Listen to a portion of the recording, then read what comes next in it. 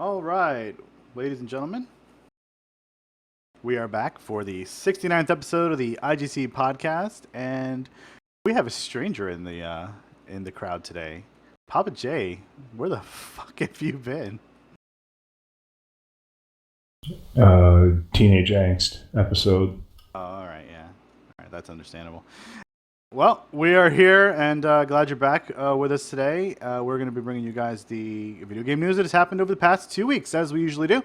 Seifer's not with us today, so we got Papa, and it looks like we've actually been playing quite a number of games over the past couple of weeks, so that's awesome. And I'm looking forward to hearing all about them. How you guys feel today? We're doing this a little earlier because I've got some evening plans today, but It's way too early in the day to start drinking. yeah, I'm that is exhausted true. already. That's true. It's really early. Can I go to sleep? No, you're not gonna go to sleep. What you're gonna talk to me about is the games you've been playing, AI. Since you called yourself out there, you're gonna. What have you been up to the past couple of weeks here? Well, I was on vacation for a few days, but I did get games in before that. Yeah, where'd you So go? as I said, I went to Tampa Oh, visiting family. with my sister's birthday. Yeah, so we stayed in Tampa for a couple nights. Went to Busch Gardens, and yeah, but that's not really video game related. I can say I played with some blackjack. That's about it. Oh, okay. But yeah, I did last week play a lot of Grand Kingdom. As I said, I started it right before the podcast, so I couldn't really comment too much about the game.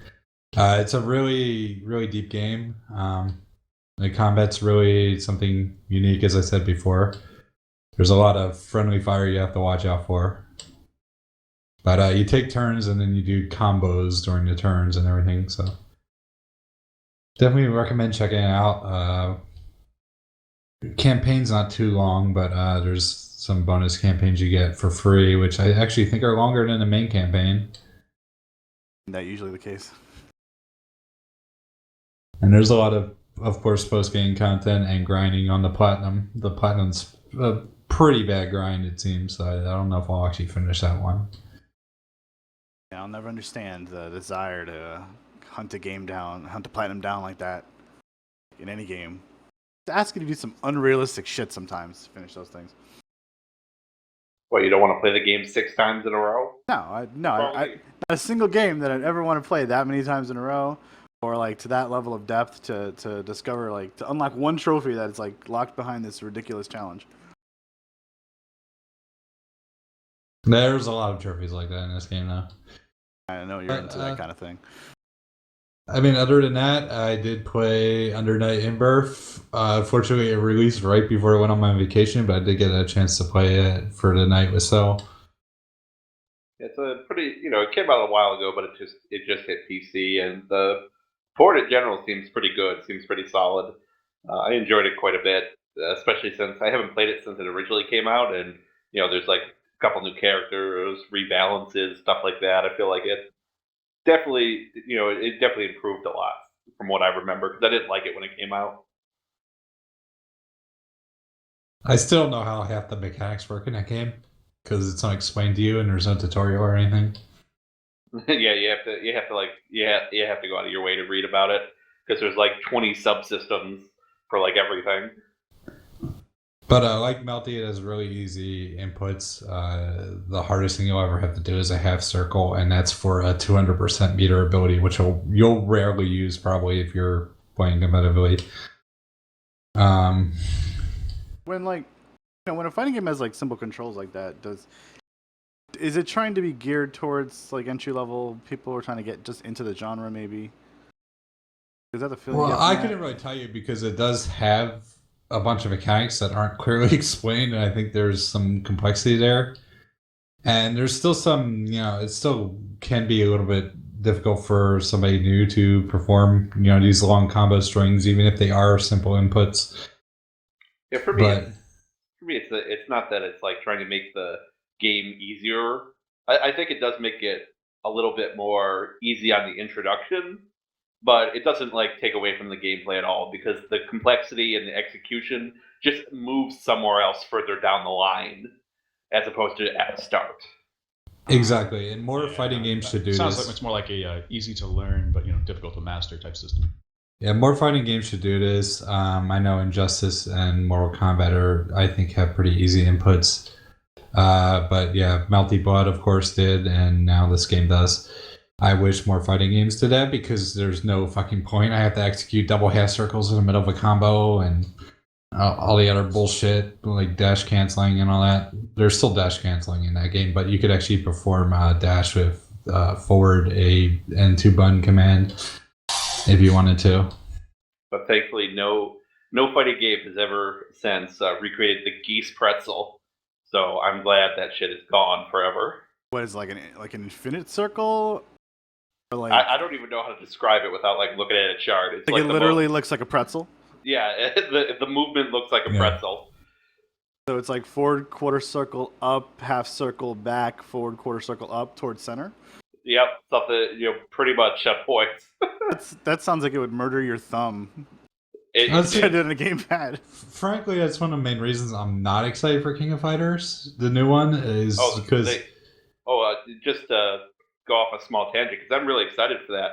They took all that shit out. They simplified the inputs for the game. oh, thank God, because it was one of the main issues of King of Fighters is the inputs are just absolutely ridiculous in that game. Yeah, they took a lot of that out because they put geese back in the new one coming out in August, and he was famous for that. That's why it's called the geese pretzel. And Crazy. they like took that input out, and I'm like, thank you. Yeah, maybe that was a good idea. It's not geese, man. It's nightmare geese.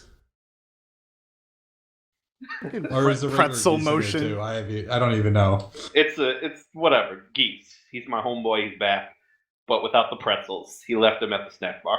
That's good. All right. So you're enjoying this particular fighting game a lot. I enjoy every fighting game. It's true you do. All right. Core, you messaged me on Steam sometime last week, and you were telling me that you were getting into Fallout 4 finally. And I was very excited, but I was also very tired when you messaged me, so Yeah. I apologize I wasn't enthusiastic in my response. That's all right. Good progress has been made in the Fallout 4 front, and I'm very quickly approaching the ending, and it's pissing me off more and more as I approach this inevitable. I think you probably know what I'm talking about, and we're past the 6-month mark here. So there's a huge decision you have to make basically at the end of Fallout 4. And to expand upon that, Several decisions, but yes. Several, but it's working up to ultimately you've got 4 factions. Some aggressive towards the other faction, some are just completely neutral. Like the Minutemen are fairly ambivalent. They only care about the well-being of the people, of the wasteland. And then you've got the Brotherhood of Steel, and if you played Fallout 4, you know the Brotherhood. And then you've got this underground railroad faction who are very pro-synthetic life, since they're a big part of the game. And then you've obviously got the Institute. And so playing my character through this game, I created a very high charisma-based character, kind of like basically like a wasteland diplomat, an Eleanor Roosevelt or Madeleine Albright type character. And as I'm approaching these last major decisions, it's really irritating me that I'm not able to broker like peace between these separate factions. Core, like that was like my exact complaints about the game. I raged really hard because I played that same kind of like diplomat peacemaker, and the game doesn't want you to do that. It doesn't. No, it pretty much I can already see. Like I'm not there yet, but I can already tell. Like somebody has to go down. Like somebody has to be the sacrificial lamb, and I'm really torn. Like I see the good and the bad in all these factions, and I'm like, well, okay, but if they were willing to communicate with each other, like you got the Institute, and if we could make the Institute understand, hey, stop going out and killing kids or killing their kids, killing kids' parents and taking the kids and such like that. Maybe we could get some peace here, but they're just unwilling to budge, or they just decided not to give you those options of storylines. Yeah, but otherwise, I can understand that. Aside from the inevitable conclusion to the story that I see here, which it's written on the wall in front of me, I can already see somebody has to go down, and then it's just merely a matter of deciding who that's going to be. Yeah, and it's, to me at least, it was really ridiculous. Like that game had way too much foreshadowing in its story. Right. Because I remember like it's on stream, my stream somewhere.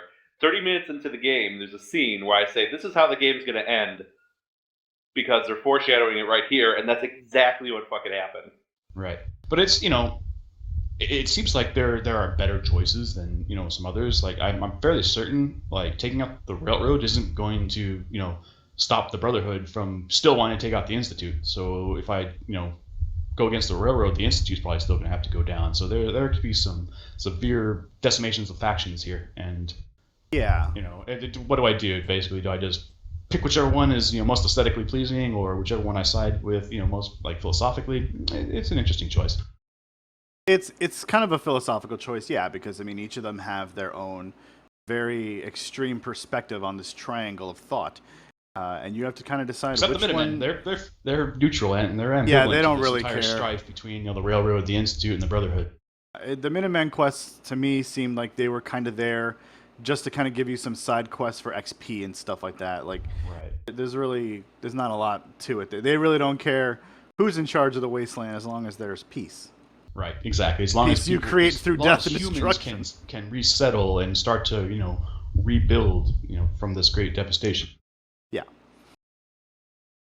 So I mean, do you like the game, or does I do like that the one game. thing kill I you? do like. I like it very much more than all the previous ones. I think I mentioned that last podcast, and I'm actually enjoying some of the DLC. I picked the manufacturing one has been a huge benefit to my game. The new workshop contraction. The workshop one, yeah, where you can actually set up like ammunition manufacturing plants and stuff. It's very helpful. Yes, it is very helpful. If you don't mind, I'm going to piggyback onto your Fallout 4 discussion here. Yeah, go ahead. So on Friday, I actually started to replay Fallout 4 in survival mode. That's the hardcore mode where you die, that's it, and you're allowed like pause type saves, but once you come back, like it deletes that save. Well, yeah. So that is one of the elements of the game that certainly makes it difficult. I mean, anyone knows playing a survival horror type game or survival mode type game that save scumming is kind of a thing. They have absolutely removed that, and I do not think that they will approve any mods that modify that particular element of survival, which is good.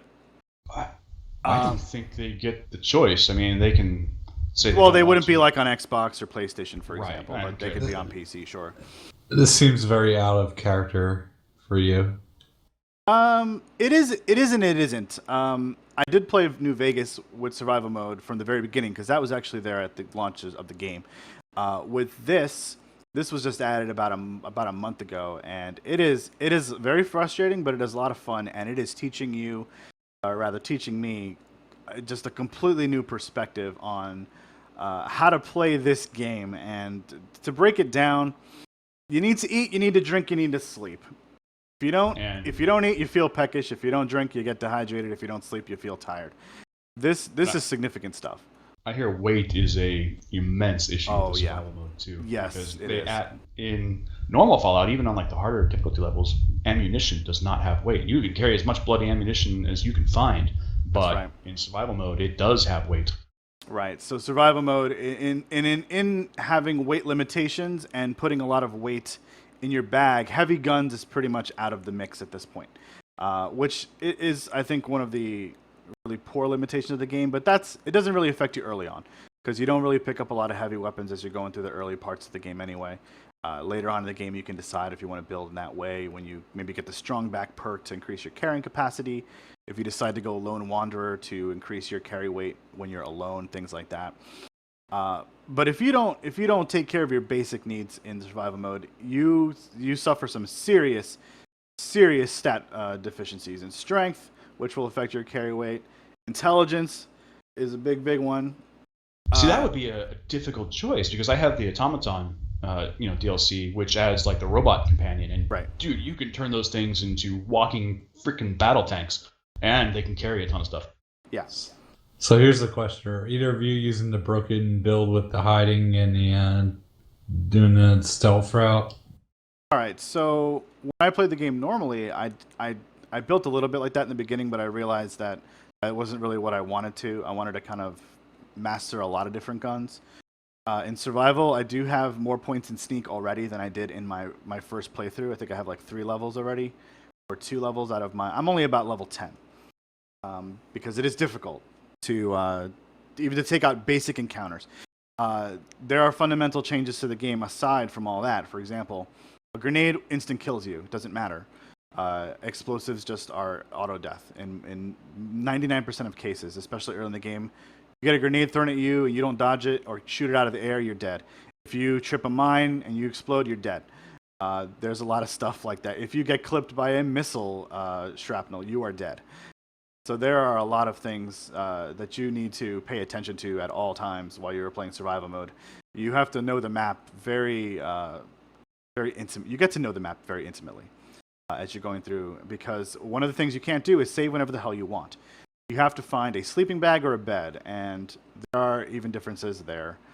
A sleeping bag only lets you sleep 3 hours, and sleeping 3 hours is not going to give you a full night's sleep, which really sucks. You're still going to be fighting off tiredness, but you can drink sodas, Nuka-Colas, and stuff with caffeine in it to keep you awake. There's a lot of new items that they added in survival mode to fend off things like tiredness and lethargy. There's herbal supplements, things of that nature. The cola gives you a caffeine boost effect now, which didn't do in the original game.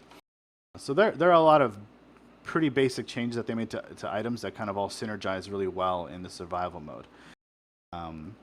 It's dying is very punishing. It's very, very punishing. I mean, it took me 3 or 4 tries to do just the very first Brotherhood of Steel quest, because you can save when you're at the Cambridge police station.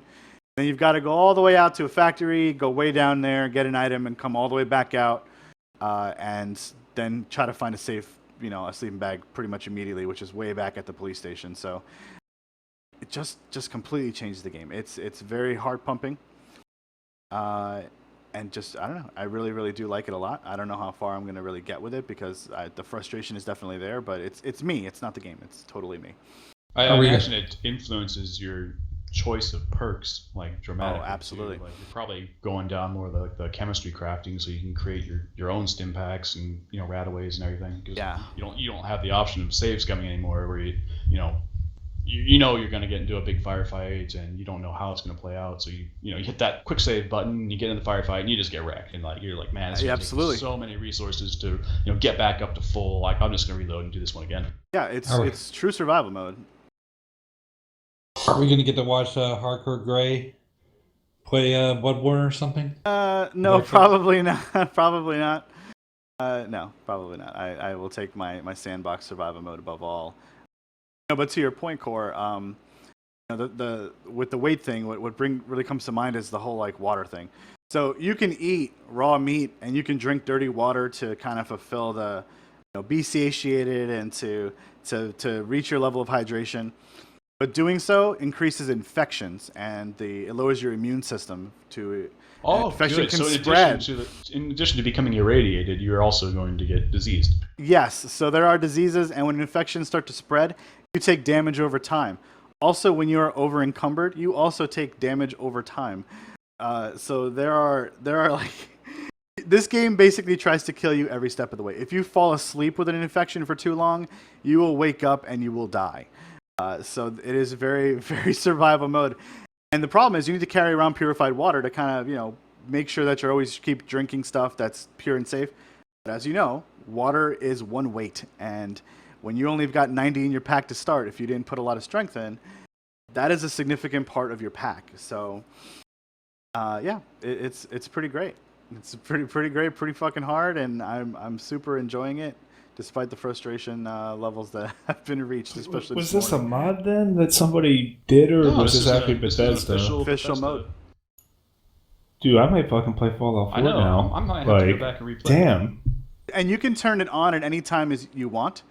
It's not like when you make your character, you choose survival mode. You have to toggle it on in the settings menu. Like the moment you get to Vault 111, toggle it on and it stays on, and it changes the items you get in the game.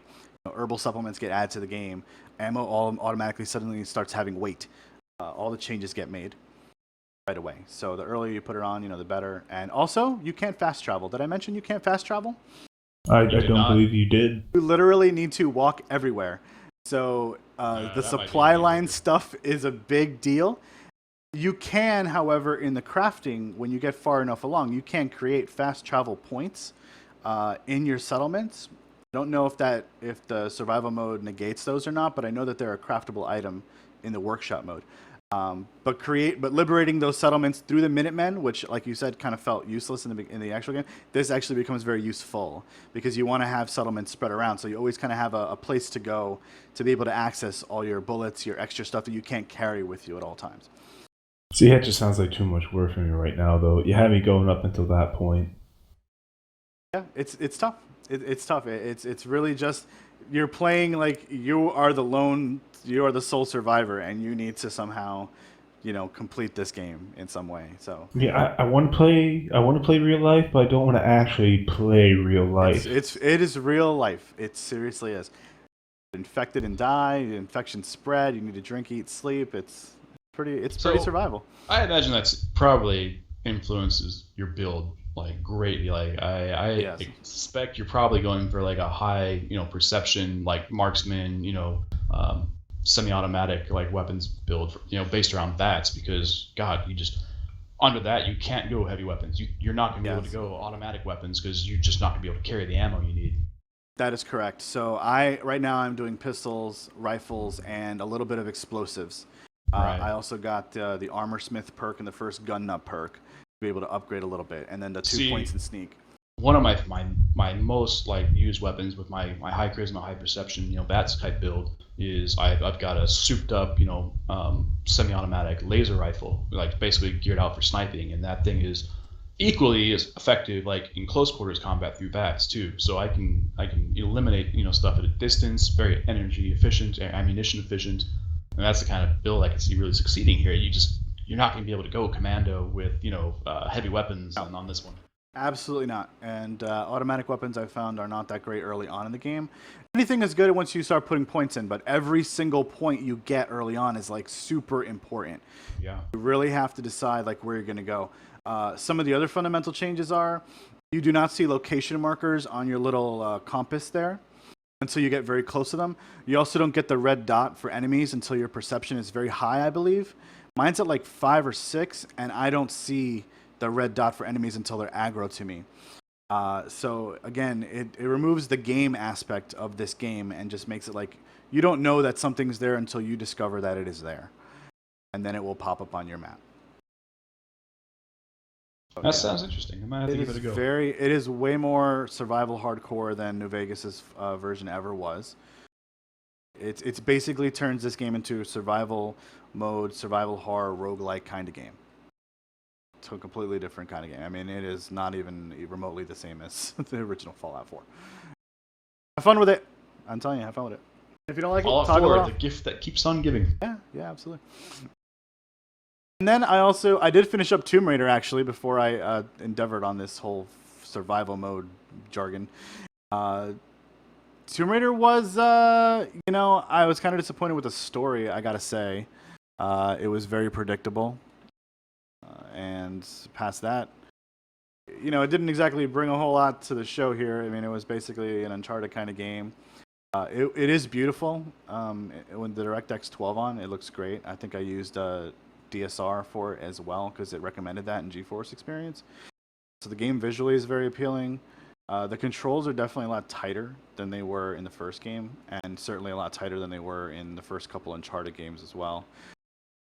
Shooting was pretty good, but again, the storyline, I don't know, for me felt lacking, and they set it up, of course, for a sequel, and I felt like the breadcrumb at the end of the game leading up to why this is the basis for the next game was very, very weak, and it's really hard to tell you what it is unless you play the game. It's a complete spoiler, so if you like these kind of games, play it, because it was good. I was not disappointed, but I just felt the story could have been better. Could have been more to it. Yeah, I do want to play it. I'm hoping the price comes down a little bit more during like the holiday sale coming up here towards the end of the year. And a couple of nights this week too, I actually did play Limbo, which is a game by Playdead. It was being given away for free on Steam. I had it in my library a while back, and these guys just released another game called Inside, which is a very similar kind of game, and it's like an environmental puzzle game. throwing it up here on the stream in a sec. You just play like this little boy, and you go through and you solve these sort of rudimentary puzzles, pushing things, pulling things, and the game basically teaches you how to play it as you go along. You know, you can't swim, you can't fall large distances, you can't defeat large enemies without using some tricks and stuff like that, and it's pretty good. I think the game's only probably about like an hour and a half, 2 hours long, and so far, it's yeah. I mean, I've enjoyed it, and I think I might pick up Inside once I actually finish this one. Interestingly, What's up? it's interestingly enough, Inside is the second highest reviewed game this year, not counting the Witcher free DLC. Oh yeah, which one? Blood and Wine? Yes. Yeah, that's not that shocking. Yeah, this game was really good. It was, you know, people liked it a lot. It was sort of talked about a bit when it was out. It's been out for maybe like 2 or 3 years now, and Yeah, several years. good. It's a good game. It's very simple, very good game. Only got jump and like grab. That's pretty much it, and then you go left and right, and it's pretty simple. And I think it was originally like an Xbox arcade game, wasn't it? yeah, I think it was on 360. Yeah. So it's got a couple years on it. Yeah, recommend it. I liked it a lot. It's a good game. I think I'm probably gonna finish that one tomorrow, maybe Tuesday, something like that. You know, I've also played this other game, but I hate to dominate the discussion here, as I've already have, kind of. So I'm going to let Chocobro talk about the next one. Yeah, so this because is I know it's gonna way be more him. So this is going to be like just jump off into the next topic, but outside of last time we talked, I was playing Tokyo Mirage Sessions. I'm still playing that. It's a really long game that I didn't expect.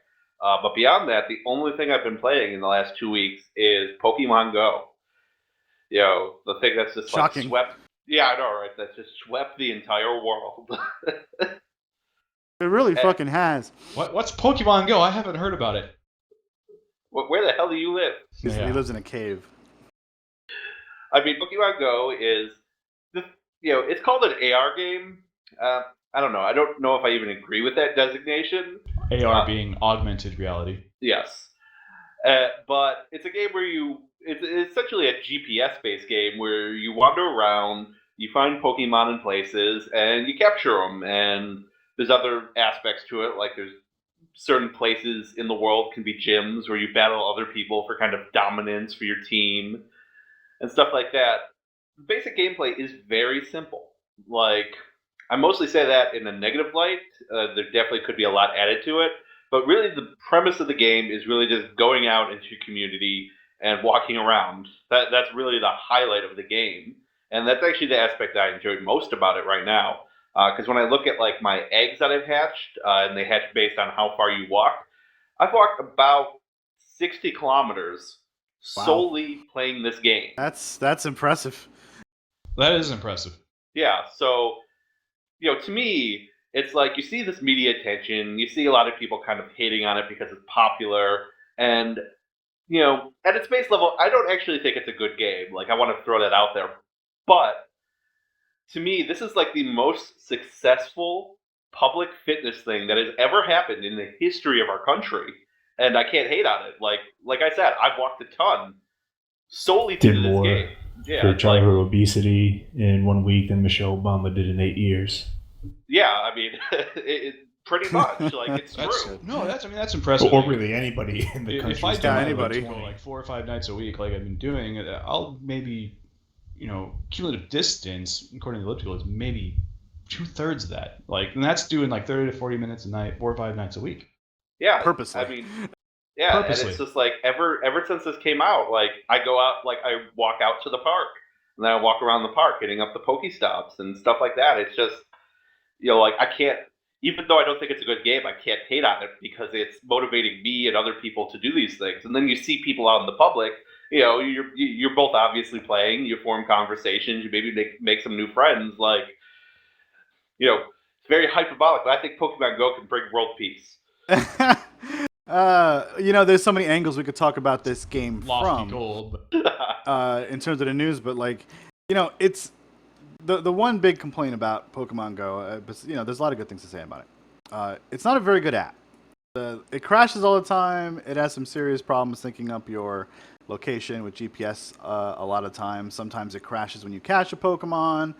Sometimes it crashes loading a Pokemon. Sometimes it just crashes when it's loading itself. It's very weak features too. It's pretty poorly designed.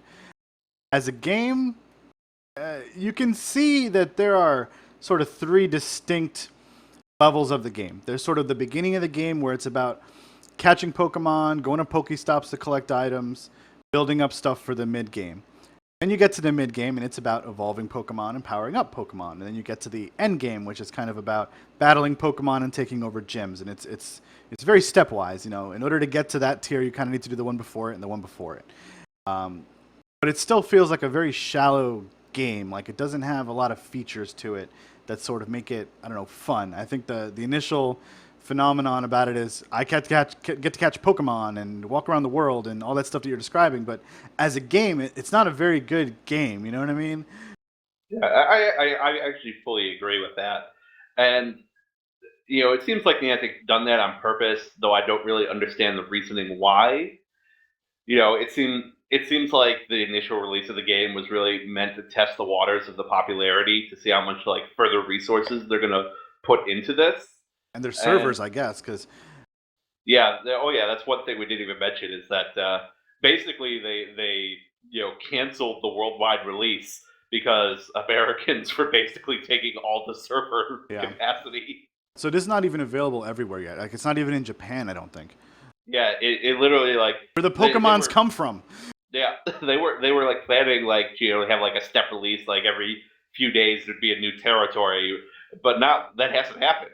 They cancel it indefinitely, at least until they get their server situation straightened out or add capacity or do whatever they need to. It's Americans are dominating this game right now.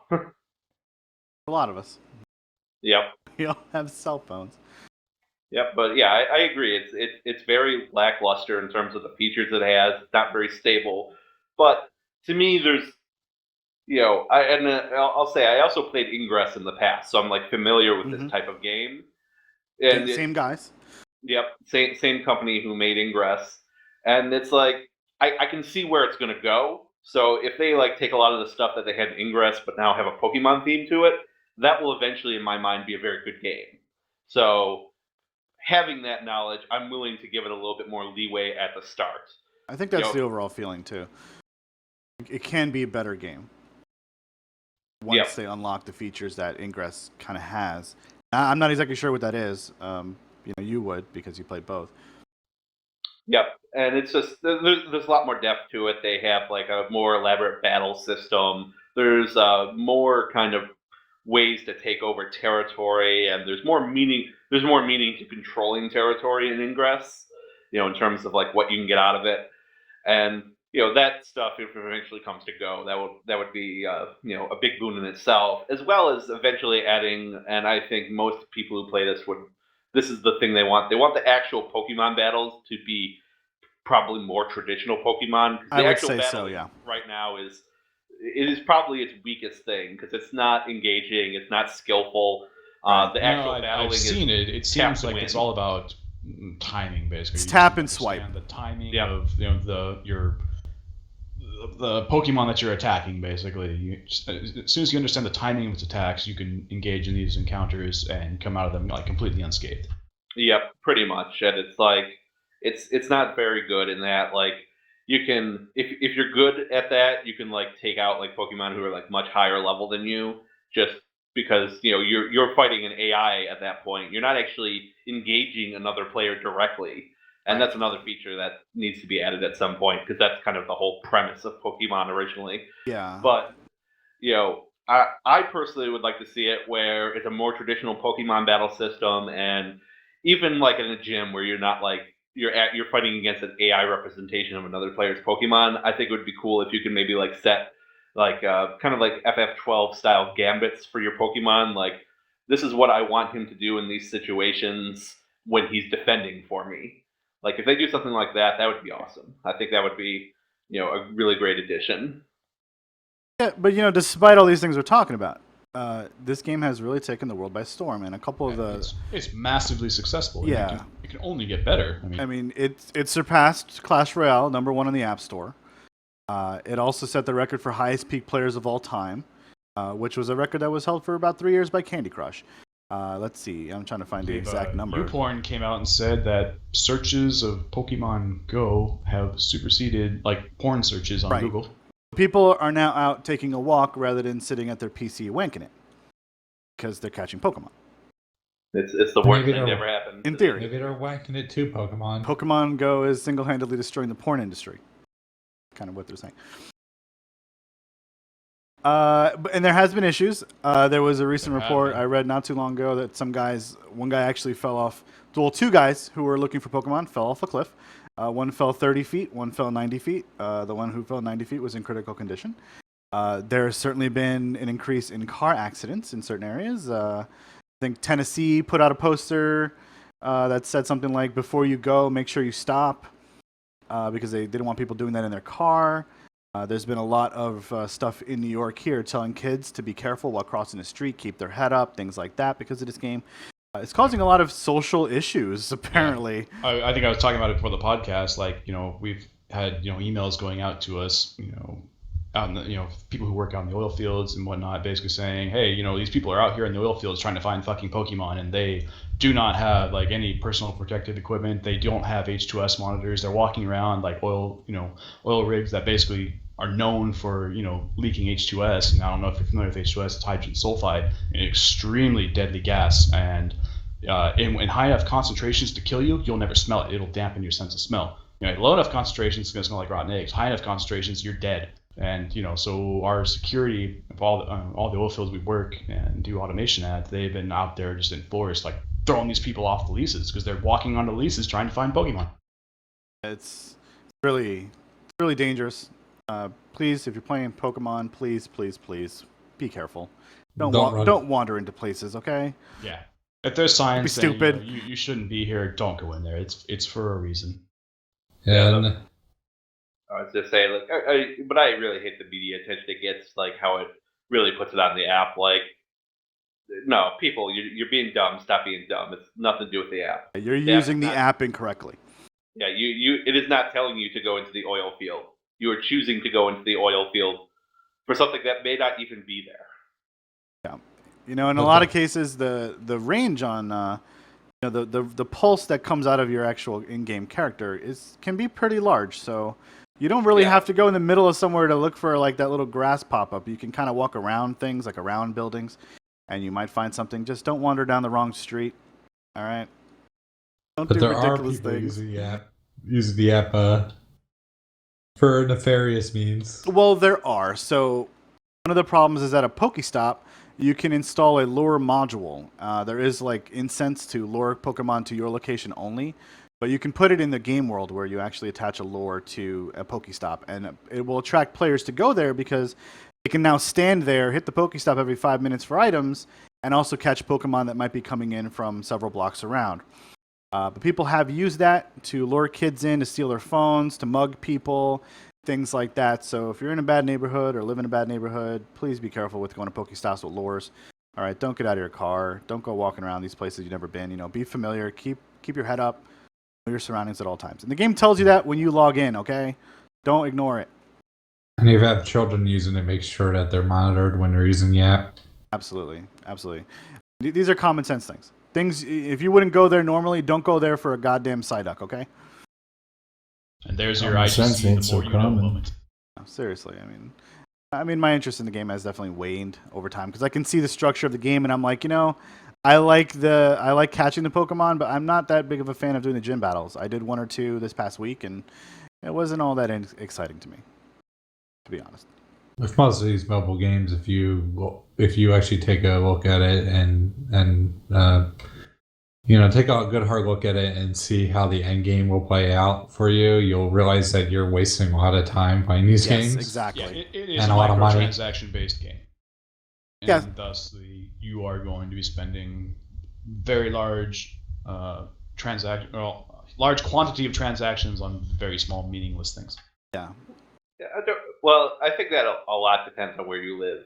The Pokestops right now are extremely generous in like the number of Pokeballs and items they give you. Yeah, you got the first one's free, but it's like you can hit them up every 5 minutes. There's like right now, there's actually no reason to buy anything. Like That's true, unless you're lazy and don't want to leave your house. yeah, And you're gonna run out of Pokeballs and stuff. So yeah, but that's a separate issue. If you're playing the game kind of the way it's intended, it's actually you have to really go out of your way to spend money. Like do. even things that are like that you'd want to buy, like the lure modules, you eventually just get them for Pokestops. You do, and you get items when you level up. You get eggs. You get lucky eggs when you level up, which increase your XP. You can get incense. You can get Pokeballs. So it all comes vicariously from playing the game. The As keyword this right game there is right becomes now. more competitive, it is going to be a microtransaction-based environment. And like financial analysts are already predicting that this game is going to generate $1 billion in microtransaction sales. Yeah, Well, I believe it, but the thing is that but the reality is most players are lazy. They would rather spend the dollar than go to the park.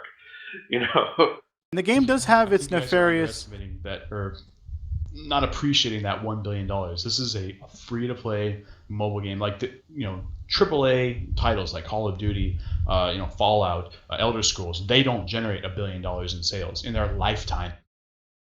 I mean, and Nintendo is getting 30% of the cut of this everything that gets sold. Yeah, and Google's getting 50%. And I don't bring Nintendo into this. Nintendo doesn't deserve to be brought up here. Their game name is barely on the game at all. Well, wait a minute. That doesn't make any sense because Apple charges all developers, I believe, 30%. I actually think it's 40%. I don't know if they reduced or not. It's 30. Basically, Google and Apple on the Play Store and the App Store, respectively, they get like a 30% cut. So Yeah, there's a Google, few articles. Yeah, on there's some good Forbes or financial something that show the since exact Google breakdown. was an initial investor in the Pokemon Go game. They gave like $10 or $20 million. They're entitled to an additional cut. So on the App Store, Apple gets 30% of microtransactions, but on the Google Play Store, since Google was an initial investor, they're getting an extra cut because they were an initial investor. They get like 50%. There's a lot of hands in this pie. There are. There are a lot. Yeah. But that didn't stop Nintendo stock from basically shooting through the roof. No, we know Nintendo gets a flat out 30% of all microtransactions, and so if we're projecting $1 billion in microtransactions in the first year of Pokemon Go's life, that means Nintendo just got a direct infusion of $333 million for a $20 million investment. Yeah, but crazy shit. I was so freaking mad at myself because I knew I've been talking about it on podcasts. I said, look, when this game comes out, it's going to be massively successful, and I completely forgot this game was coming out and didn't purchase a bunch of Nintendo stock.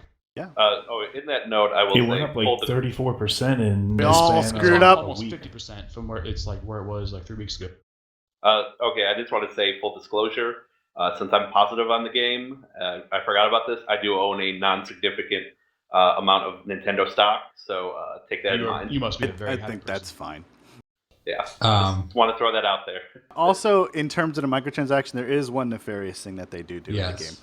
And it has to do with catching Pokemon, which is really the only skill-based thing that the game requires. You have to kind of know how to flick the ball to hit the Pokemon.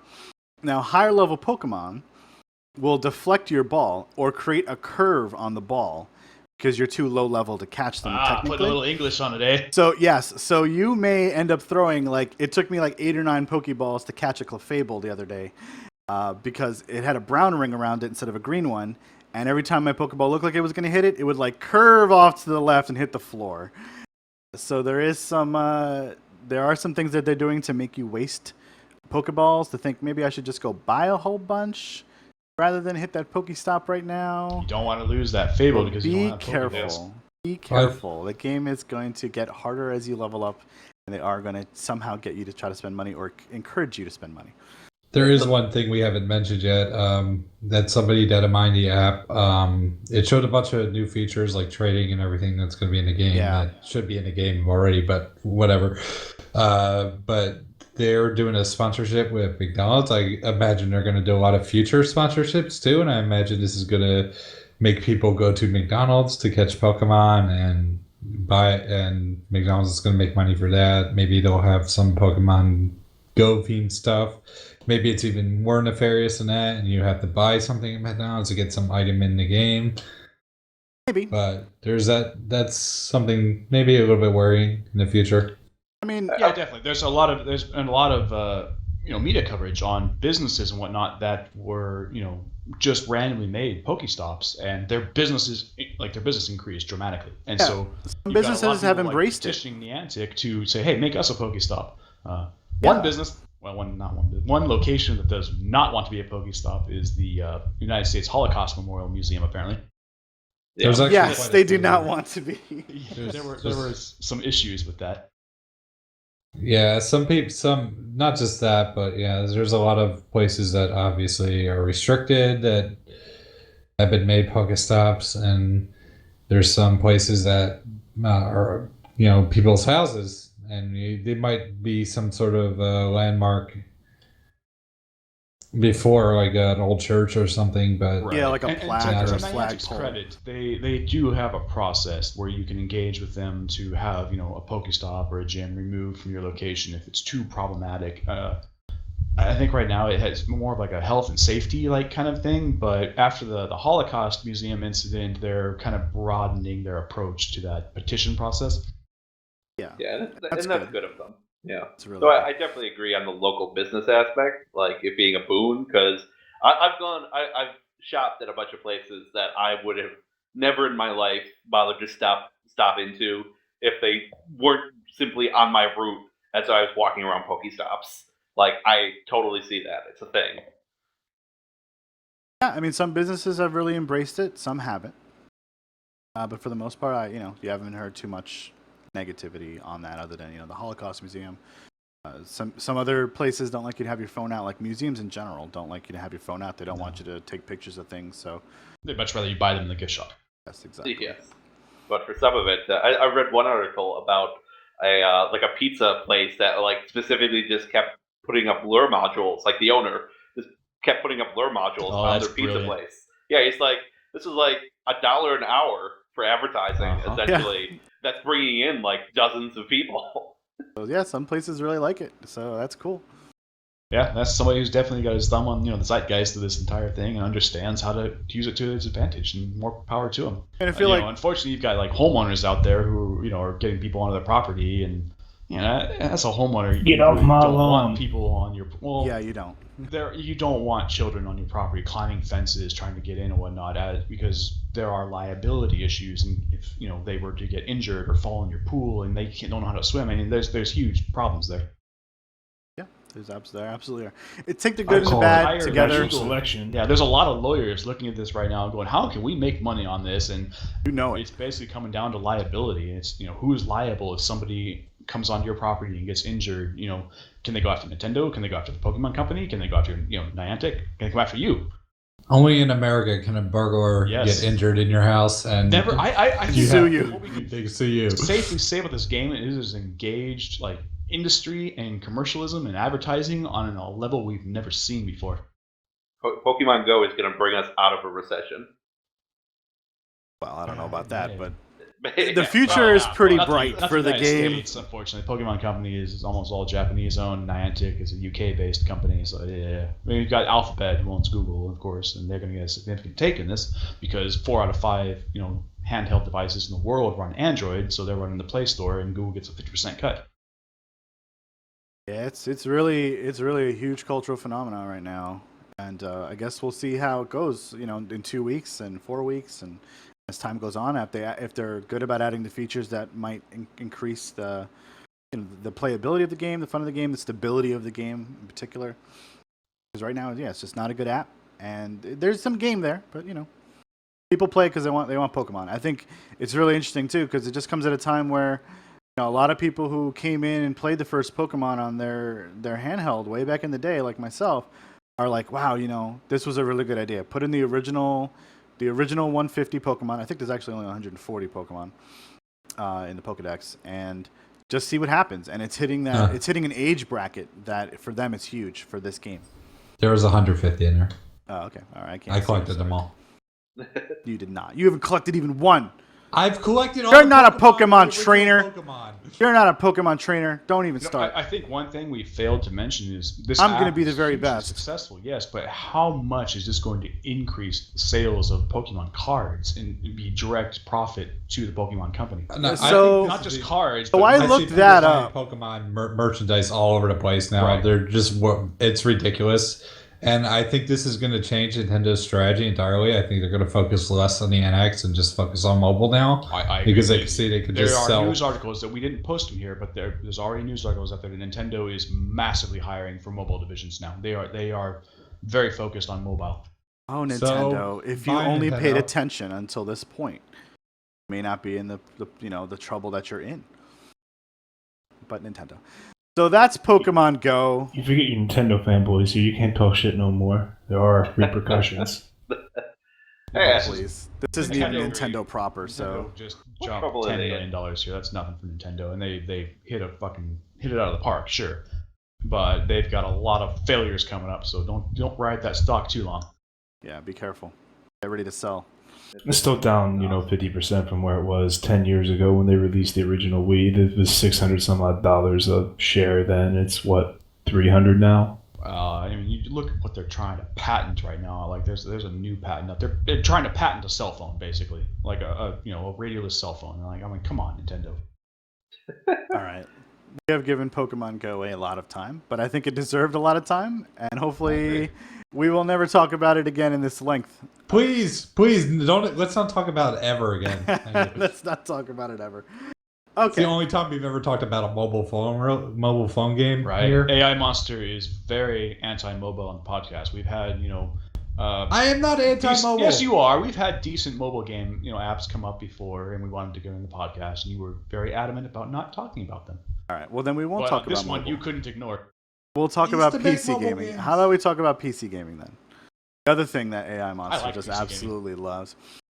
So there's been some scandalous shit going on apparently for a long time, and it's just starting to get exposed. And it did last week, or the week before last, really. So as you may or may not know as a listener, there are a lot of places on the internet where you can gamble to get skins for items in Counter-Strike Global Offensive. Hey, that's not gambling. That's trading. I don't know what's the term. Oh for it? no, it's straight up gambling. It's trading for a It's percentage chance straight of up receiving gambling. different things. It's not illegal though. Straight up gambling. No, it's not illegal. But It you is, well, it can't could be. say that these kids, people who are on here, are all 18 or older and using their own credit card to do this necessarily. So there's a lot of shady shit that goes on because you don't know who's sitting behind the screen and who's pumping money into your website or whatever. But the big deal is there's two big YouTubers out there, Timar Tien, and I know the other one is called Pro Syndicate. I don't think we had his name anywhere on this list here. And these guys have been slammed in the news recently because they apparently, in their videos, were sort of generating traffic for their CSGO gambling sites by actually putting on videos where they are gambling on their own site to get stuff and showing themselves winning in many cases. And also then plugging it and being like, oh, this is the site I'm using to do this. This is a really cool site, blah, blah, blah, blah. Without disclosing that they actually owned that website. And, in theory, could also then fix the actual results of what they were showing on their video in terms of they'll always win this spin or whatever to get the skin that they wanted or the knife they Right. wanted or whatever. I just wanted to add that there was a third one discovered today. Oh, was there? That was and on this, where they manipulated the odds intentionally to show this gambling site in a more positive light. A couple of years back, maybe last year, 2 years ago, when Boogie was talking about taking things with a grain of salt and, how who you trust on the internet and who you don't, even the people you like, take it all with a grain of salt, yada, yada, yada. That advice here really holds true because these are guys that build a huge audience for their fan bases and playing Counter-Strike and got them to basically go on these sites and make a shitload of money for them. We're not talking ad revenue from the YouTube videos. That's dropping the bucket for these guys. They were making bank off of these people they through basically complete misdirection. bypass the Valve marketplace, utilizing Valve's API, which is in direct violation of Valve's terms of services. So instead of trading through the marketplace, and if you're familiar with the Valve marketplace, you can only put money into it. There is no way to get money out of Steam. Once money goes into Steam, it's in Steam. It's in Steam Valve's wallet. at that That's point. it. Yep, that's it. You can send gifts to people, but you can never take, like, if I have $100 in my Steam wallet, I can't pull that back out into a PayPal account or have it recredited to a credit card. So what these guys did is basically use the Valve API, just set up like a trading system using PayPal and their bots, basically existing on their own servers to act as middlemen for these transactions, kind of like an escrow service. Basically, you would say, I have this skin, it's worth this much, I'm going to make this available to this bot, and I'm going to you'll credit me this much to my PayPal account, and that skin would get sold to somebody else, and Valve was completely bypassed on these transactions, and the legal ramifications of this are immense from a tax Huge. standpoint. Yeah, like I guarantee you, these guys are not reporting these sales transactions to the IRS. They're not doing their quarterly returns. I mean, there's a lot going on here. If these guys, even I know a lot of them are pulling these sites down because that's the massive amount of exposure they've gotten. They're now wide open. I guarantee you the IRS is coming after these guys. They fucking should. Yeah. Yep. What those guys were doing. Prepare to get audited, and you guys are going to get audited hard. You might very likely should tax lawyer up now. Well, They probably have already. I mean, are we? Did I miss part of the story? Are we assuming they just weren't paying their taxes? Because you could do lots of shady shit as long as you report it properly. I don't think these guys are reporting it properly. I've looked into it. I don't see these guys incorporated or at a business level. I'm very sure They show up on Black Book. I saw really? them. Yeah, they show up on the Sunbiz site. Yeah, I looked them up. They show they're there. Yeah, I mean the IRS doesn't care how you make your money as long as you report it. So if they were good about that, then they're not going to have any trouble with the IRS. But what they were doing was extremely unethical, extremely immoral, and illegal in other ways. Yeah, they have it on the website there, censored for whatever reason, even though it's public information. And in the video, not the website. I mean, they built the trust up of a large audience, and the whole time they were lying to them about this. And one of them tried to say, Pro Syndicate, I believe, tried to say that, oh, this wasn't a site that, I found this site later on and I started using it, and yada, yada, yada, which was proven to be a lie because he is the original owner, one of the original owners of the site, along with his friend T. Martin. Another thing that they analyzed was in the videos themselves where he's saying, oh, I found this site. This is a cool site. You guys should go there. And he just puts the URL of the site, and that's actually coming up on the screen right now. Get some kind of, oh, yeah, this is just here passively. But no, this was actively trying to draw people in a way of misdirecting the consumer that you should go here and do this and that you can win just like me. Look, I won. Not to mention that he's encouraging kids gamble. Absolutely, yes. Which because is he knows what his more audience than what is. they do. You know what your audience is if you're playing Counter-Strike Go, right? It's not like 40-year-old dudes. Not. FYI, in case you didn't know that, now you do. Yeah, not competitively, at least. And on top of that, they're like, oh, we're weird, but they control the site, so they're able to manipulate that, and that's to me that is outside of even not disclosing it, that is the huge extra layer of deception there. It's fucking lying, straight up. Yeah, they can set it up to make it look like they won whatever the hell they want, to make it look as appealing as possible to other people. So we haven't even gotten the FTC involved in this yet. So if these guys were running these sites and doing these advertisements and not disclosing that they actually own these sites, that they're paid representatives of them, they've just now violated, FTC advertising codes. Right. And that came up in a little bit, which we'll talk about with Shadow of Mordor, where now you have to put disclosures into your the description of your YouTube video, which a lot of people did, but it cannot be in the fold down. It has to be in the thing you see. And some of that, I think, has to do with the fact you can't see it on mobile phones the same way.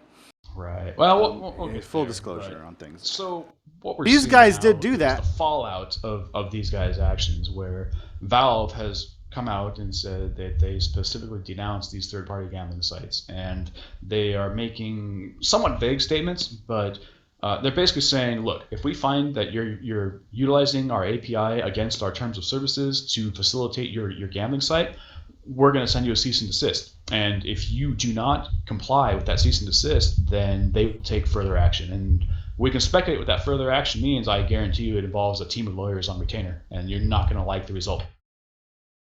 Yeah, I feel bad for Valve in this because they, to me, don't really share any of the responsibility, though they took a really big negative hit in the press about it.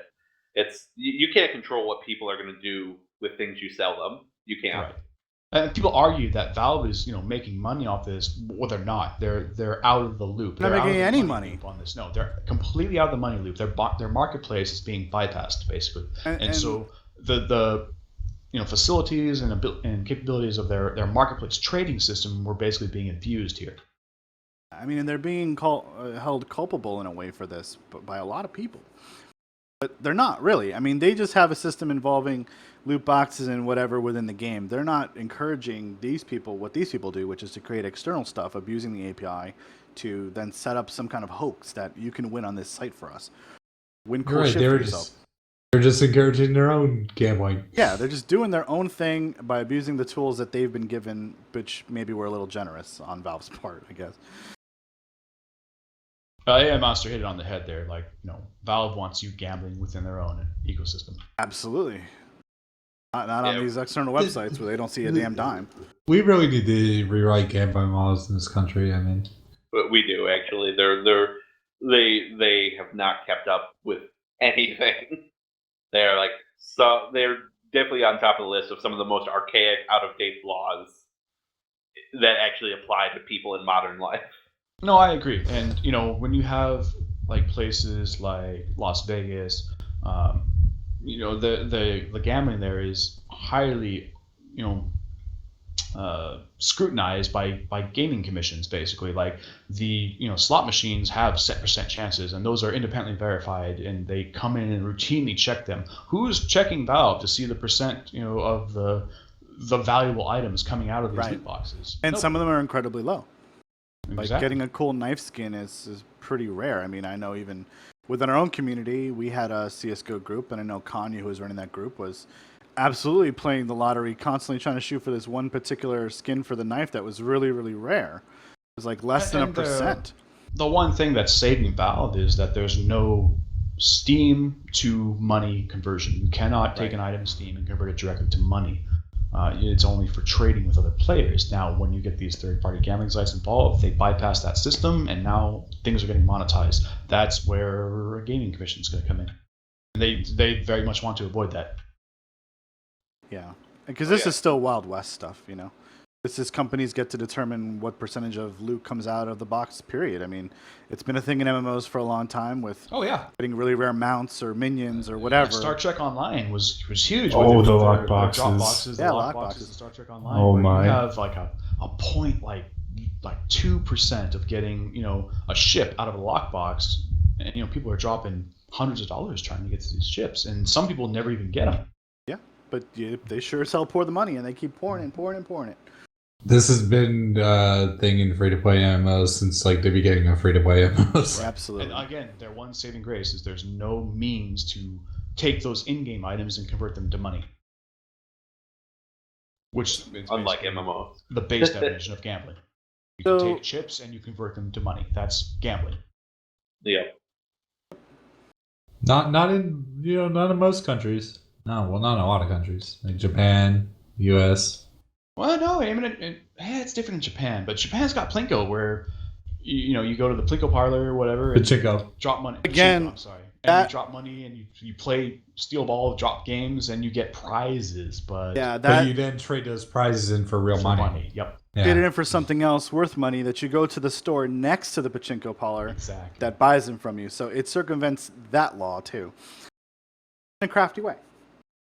Two storefronts basically working in tandem with each other, owned by the same people. So there have been some good things that came out of this. Obviously, Valve denouncing the third-party gambling sites and basically being like, fuck you guys, modifying their AP, yada, yada, yada. Twitch is now also forbidding the streaming of any CSGO gambling content. Really, that should extend to any game, to be quite honest. But this is definitely the worst one. I think it probably will. No, I don't think so. I mean, there's still people making videos of opening loot boxes in Overwatch and on other nonsense, gotcha crap. I mean, it's a little different, like Total Biscuit, for example. when a new Hearthstone expansion drops, he will spend like $500 on like 200 packs, and then he will open them on stream. But that's not gambling per se. That's just him trying to build the whole set and seeing sort of within these packs, can I get this? That's not the same as this where It is though. someone's It is gambling. It's just that you're It not is getting money gambling. for it. It is gambling, but you're gambling and you know kind of what you're getting yourself into. With this, it's kind of like there's also no card in Hearthstone that's like 0.1% to get out of a pack, for example. But do you really know what you're getting into? Because most of these companies don't disclose odds of getting the items usually. They don't. But with something like CSGO, it was very apparent that there are things that are very rare out of some of these loot boxes, and they are going to be very difficult to get. And good luck to get them. Like I said, there's no Hearthstone card out there that's a very low percentage or anything like that. The one thing that floored me the most about this entire situation with the online gambling of these microtransactions is how much money is tied up in here. I figure it can't be more than like a few hundred million. Oh boy. No. Oh God, no. So this comes from Bloomberg and their financial analysts. They were analyzing this whole marketplace, and they were expecting at least 7.4 billion in wagers this year. In the whole industry. Billion. Right. We're talking about Pokemon Go, which is expected to generate $1 billion in revenue. This online gambling was generating 7.4 billion. Absolutely insane. And not a penny of it for Steam, of course. Of course not. Oh, well. So, a big problem. Huge problem. All that money just going to waste for digital bullshit. Yep. Which, Microsoft showed you last time with the whole exercise stuff that when they decide that it's going to disappear one day, that's what's going to happen. It'll just poof away. And what's the point of owning something like that digitally? You have a cool skin for a knife, you get to stab some dude. Okay, good on you. I don't understand the point of that. I guess people who have $7.4 billion combined do somehow see the point in that, though. But if you make a video of you stabbing the dude, then it's forever on YouTube until YouTube's gone. Until YouTube, yeah, well, that's never going to go away. The world will end before YouTube goes away, I think. All right. So recently, what happened recently? Okay, so Evolve, this lovely game that came out last year and basically flopped on its freaking launch. Yep. Well, it flopped for a lot of reasons, not because of gameplay. It flopped for a lot of reasons. A lot of the pricing models are weird. There was like 4 different pricing packages that were over $100 in some cases to basically get some monster skins. Yeah, a whole bunch of launch DLC that should have been included in the game. Yeah, just a lot of really stupid ways that they decided to go about actually launching this game. Well, they decided finally, I think this happened this past Monday or so, the game went offline on Steam. They took it off the store, and there was some talk overnight about what was going to happen, and lo and behold, Tuesday morning, the game popped back up on Steam as free-to-play, which was probably the best move that these guys could have ever made, because you know what? Not for nothing, but people who played Evolve said the game actually was pretty good. It was just very hard to get into because the pricing models were so shit. And the variety, and it was a very skill-based kind of game where if you had a bad person playing the monster, like the game was kind of shallow. If you had 4 guys who really didn't know their roles, the game was also kind of shallow and kind of easy for the monster to win. But really, it just kind of suffered from a lack of players in general. And when your game only has a multiplayer mode, that's kind of a problem. So the game has gone free to play, and it did reach over 1 million players and downloads within the first week or so. And it went up. It went from about 250 or so concurrent players to about 25,000, which was absolutely fantastic. Solidly at number 17 on Steam. Yep, I checked in today. It's actually up to 33,000 concurrent players. That's really, really amazing. Puts it at like number 16 on Steam's top 100 current games. They also completely redid a lot of game to make it less imbalanced when you have a bad player playing the monster or a bad player playing one of the characters in the game. That the 4 players, they could do a lot of the roles on all characters that they couldn't do before. They right. So have a specific character. The Trapper ability is like on all the characters now. You no longer have to rely on one guy being good at trapping the monster. Now everybody can actually do that in some form. So I'm just going to come out and flat out say it. This was 2K Games, which is the publisher of Evolve. This was their fuck up. They just wrecked that game. The game had everything it needed to be. It was made by a bunch of ex-Left 4 Dead developers who moved over to Turtle Rock Studios and produced this really good game, and then it just got run into the ground based on what 2K Games envisioned as a model for monetizing this game. Which was so anti-consumer, it's unbelievable. It was ridiculous. Yeah, and like the pushback from consumers, was hardcore before the game was even out. They're saying this is ridiculous. Nobody wants to buy this game. Yeah, and it wasn't just that. I mean, the game was overhyped. It won a lot of E3 Best of awards, and then they came out and they're like, "Oh, the gameplay's pretty mediocre." The beta was pretty good, but then I saw like how they were trying to monetize the game, and I basically walked away. So I don't want any of this.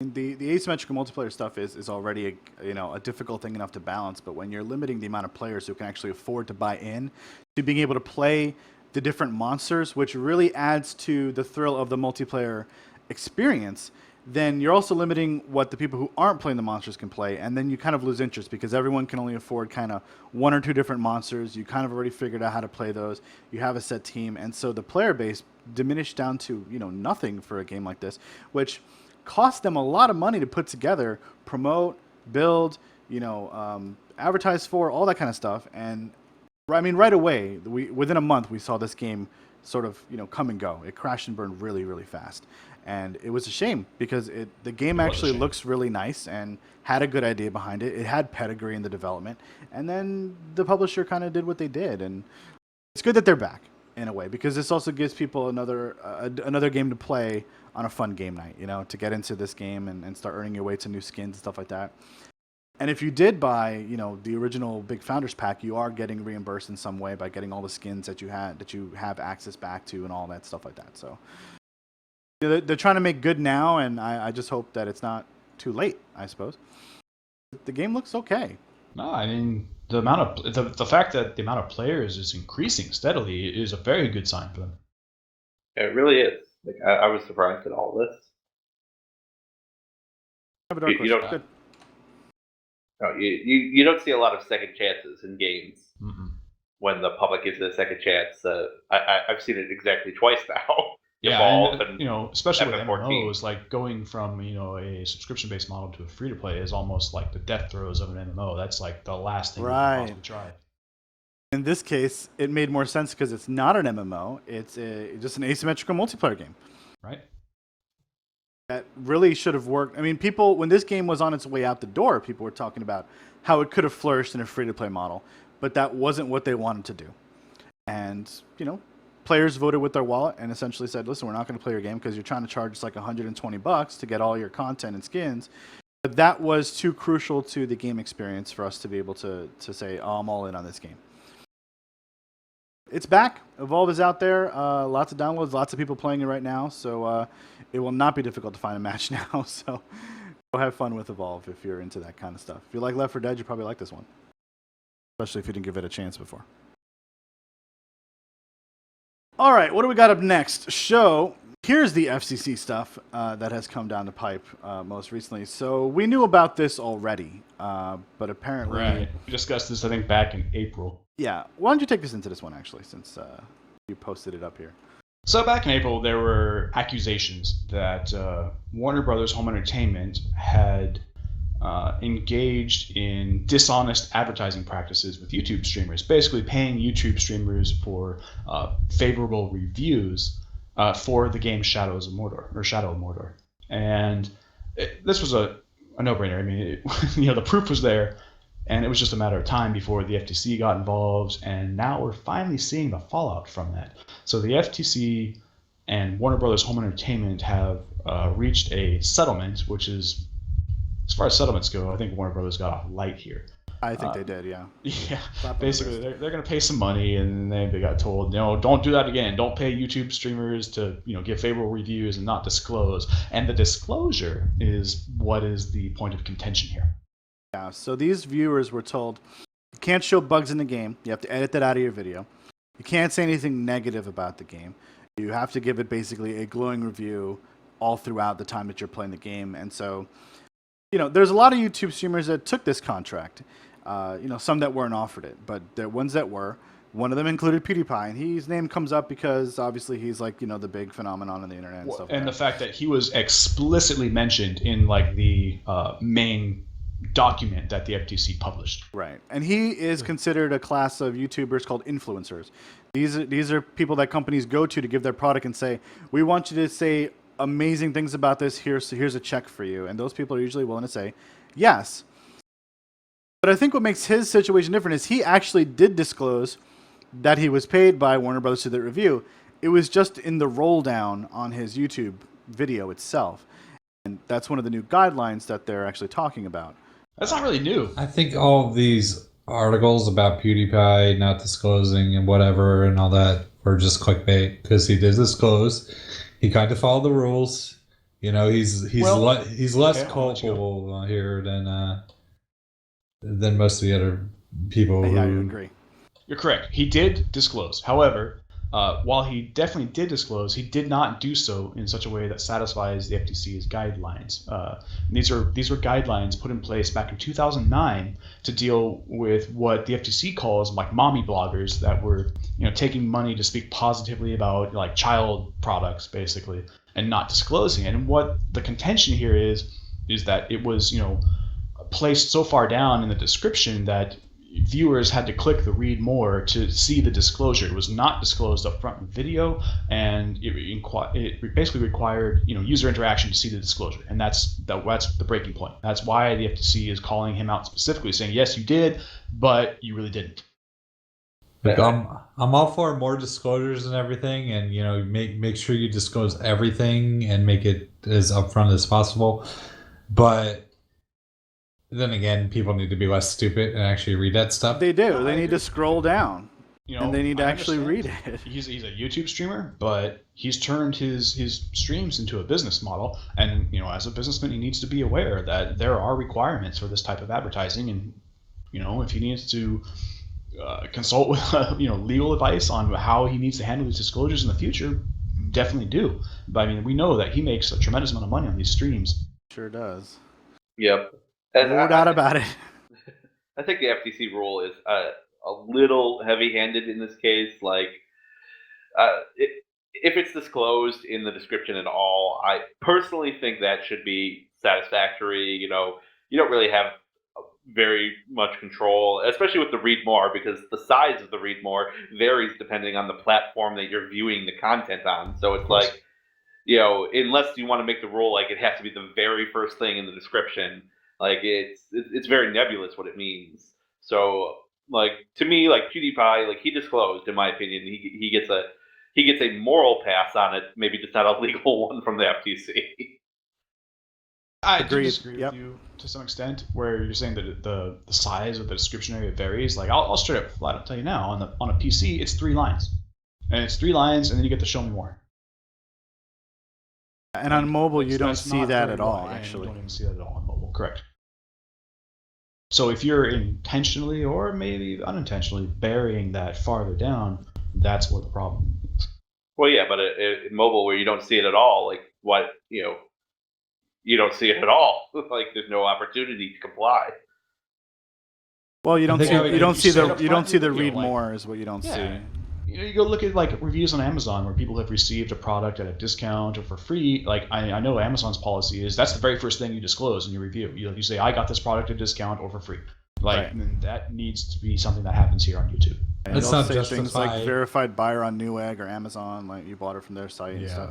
Let's not justify the reviews on Amazon because there's not a good gauge of the quality of the product. Oh, it's not. People go there just to write reviews for stuff they bought somewhere else or maybe don't even own at all. I mean, sure.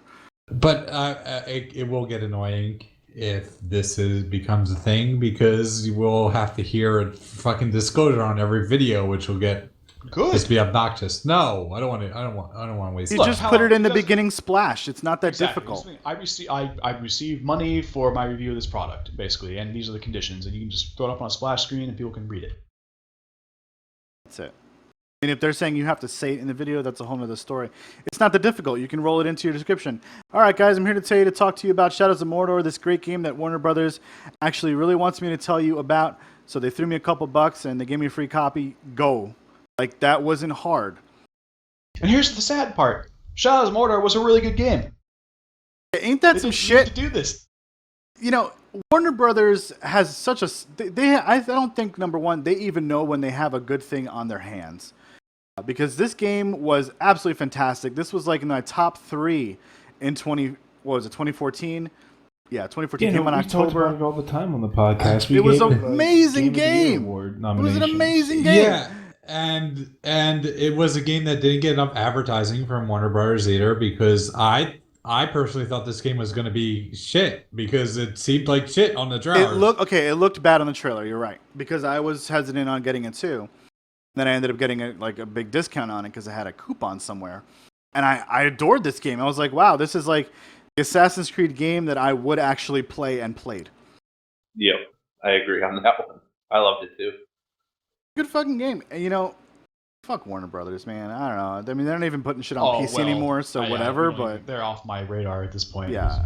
Of the whole Batman, refund fiasco, and not willing to fix the game or do a decent port. yeah, so whatever with them. But this game actually ran really amazingly well on PC. Yeah, it was a good game. They might actually win worst publisher for me here.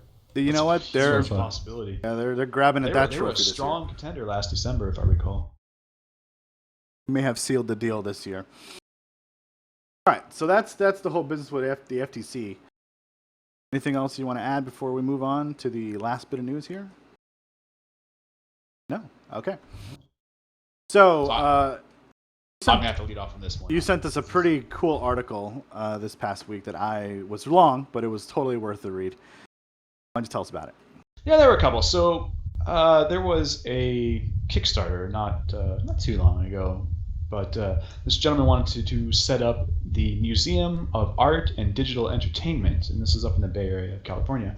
And they have succeeded. They've set up their museum, and they have just this awesome floor space of gaming going back, decades, and consoles and large collections of console games, cartridge-based games, PC games. But this article really struck a chord, because basically after years of work, they were able to restore and bring online what is arguably and very much justifiably the first MMORPG, which is a 30-year-old game called Habitat, which was made by Lucasfilm before they became LucasArts. And the lengths these guys had to go through, I mean, they basically tracked down the original mainframe that was the host server for this game that was capable of hosting 10,000 Commodore 64 users in this game. They brought it all back online.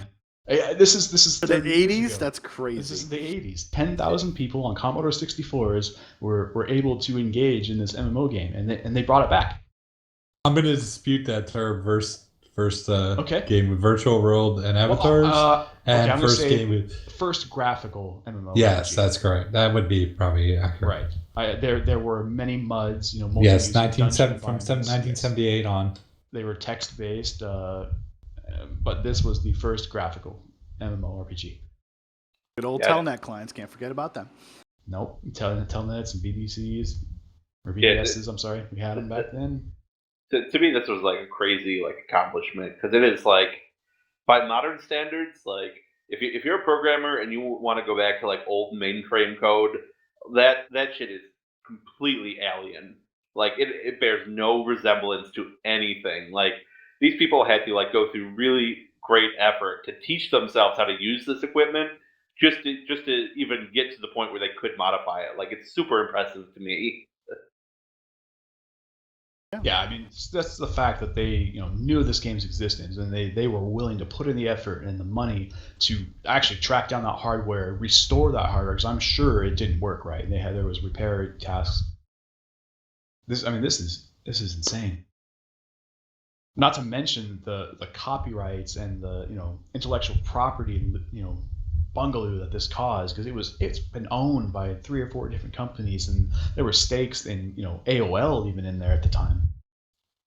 Yeah, as we say, and that's a hard any kind of kind of digital restoration is really hard legal climate, even though it's important work that needs to be done in the long term. And it saddens me like how many pieces of art have fallen through the cracks over the last 40 years that will never be recovered because of issues like that.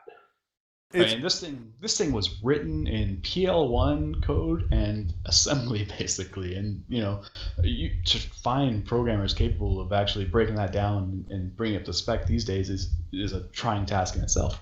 Yeah, I think even calling languages. I think calling it even assembly is like giving it way more credit. Like PL1 and stuff like that is like, people think of like assembly as like the lowest level, but this is like several steps below assembly. Like, it's just barely above binary for some of this old stuff. I code all my programs in binary. Well, good, sir. It must take you forever. But I think outside this game, this guy's doing a pretty great job in just having a beautiful museum where people can go and look at old video game consoles, can see like, I think he's got arcade cabinets in there. He's got a lot of stuff behind glass. Just a lot of, great effort to preserve something that defines our culture in a lot of ways. I mean, we were talking about Pokemon Go earlier and how that has become such a phenomenon out there. But like, gaming didn't start when Pokemon Go launched. Like, it's been around for decades, and there's finally people out there. The article also talked about not only this guy, but one in Rochester, where there are large facilities that are just trying to preserve digital formats, analog formats of games, because nobody's doing that right now. And it's become this conversation that really only people at the higher level are having a discussion of. This needs to be something that people start to recognize. Like, there's old movie archives in like some cave in Wyoming where they keep like old film and stuff. Like, someone needs to do that for this too. Because it's explosive. Yeah, because it's explosive. And this is just as important. This is a culturally, globally defining thing for video games. Like, play is such an important part of human development, and we develop games to enable people to play in different ways. And it's to know that someone out there is doing this work is fantastic. He's not the only one, but he certainly has a beautiful facility. And if I was ever in San Fran, I would hit this place up. I'm going to give him a plug. It is the Museum of Art and Digital Entertainment up in Oakland, California. They're open most days from like noon to 6. And they do all sorts of things. They have people come in and teach, animation and computer classes to kids. As far as video game development goes, I mean, this guy is doing God's work, in my opinion. Absolutely. All right, so that was a good note to end on. We're going to move into announcements and debuts. So there's some interesting stuff here as well. So why don't we start off with Star Wars Battlefront? So what's the big deal with Star Wars Battlefront? It's getting an offline mode. You don't have to play with other people anymore. Wait, isn't the whole point of that game to play multiplayer with other people? Yeah, it's always, but all the Battlefronts that came before the rebooted Star Wars Battlefront did support, offline mode with bots. You can play by yourself if you don't want to jump on with a bunch of other people and deal with the drama that entails. And not to mention, it's good for like a modding environment if you want to play with a bunch of mods, and you have to make sure everybody else has all the same mods and whatnot. Now, if I buy DLC, I can make sure I could actually play with something. That's right. Yeah, so if you buy any of the numerous DLC releases, you can definitely play with your bots. Okay. So, Papa, you wanted to jack up the next one here. Papa, are you alive? I think he fell asleep. No, I'm here. He just made a comment on the document, so... Yeah, no, I'm here. Sorry, I was using the old push to talk key because I still don't have my real computer set up from moving 4 months ago. But anyway, catching Pokemon. No, I'm not. Shit, I should probably look and catch some Pokemon. Hold on a sec. Only one that I'm not in my entire operating class that is not catching Pokemon. But back to the good stuff. Nintendo announced their NES Classic Edition a few days ago. So what it is it's basically a handheld. Actually, it's smaller than handheld. They have a picture of it in their press tiny release. This literally thing fits in the palm of your hand, modeled after the original NES. It looks exactly like it. It has some controller ports for, unfortunately, not old NES controllers, the original, but your Wiimotes and stuff. And what it is, it's $60, and you get 30 classic NES games on it. Full list is, I'm not going to run it down here, but No, they do they're the two all basically. Castlevanias. If I it's a think you classic could. There's NES not that game, it's in many. there. Yeah. Well, no, it's 30 games, but yeah, no, you got your Donkey Kongs, your Castlevanias, Double Dragon, Galaga, couple Ice Climber, Kirby, one-offs, Mega Man, Metroid, Ninja Gaiden, your Mario Brothers, your Legend of Zelda's. Like, they hit all the key things with this, and yeah, you can say they're all in the eShop for like your 3DS or your Wii U Virtual Console, but you know, they're still all like $5 on there. So like maybe $3 on like super clearance sale. And I don't know, I'll be honest, I don't have a lot of those games on the eShop because I have a working NES upstairs. It takes a little TLC to get it going, you know, got to sweet talk a little bit, rub it behind the ear, but Blow in the cartridge. yeah, that too. But, you know, it's all up there, so I never bothered buying those games because, quite frankly, I don't have time to play the games I buy already. But this would be a cool thing to do, a cool thing to have, and I really like it. It'd be pretty awesome. They released a Super NES version of it. I'd probably buy that. But yeah, $60. Take a step back into the past. You can get a NES themed controller for like an actual like square, you know, rectangle brick one that plugs into the ports up front, or some USB in the back, or I don't know. I don't know the full details. It's coming out November 11th though. But the controller's like 10 extra bucks. So for $70, you can take a nice old nostalgia trip. Acid not required. So I think. I think this is actually like.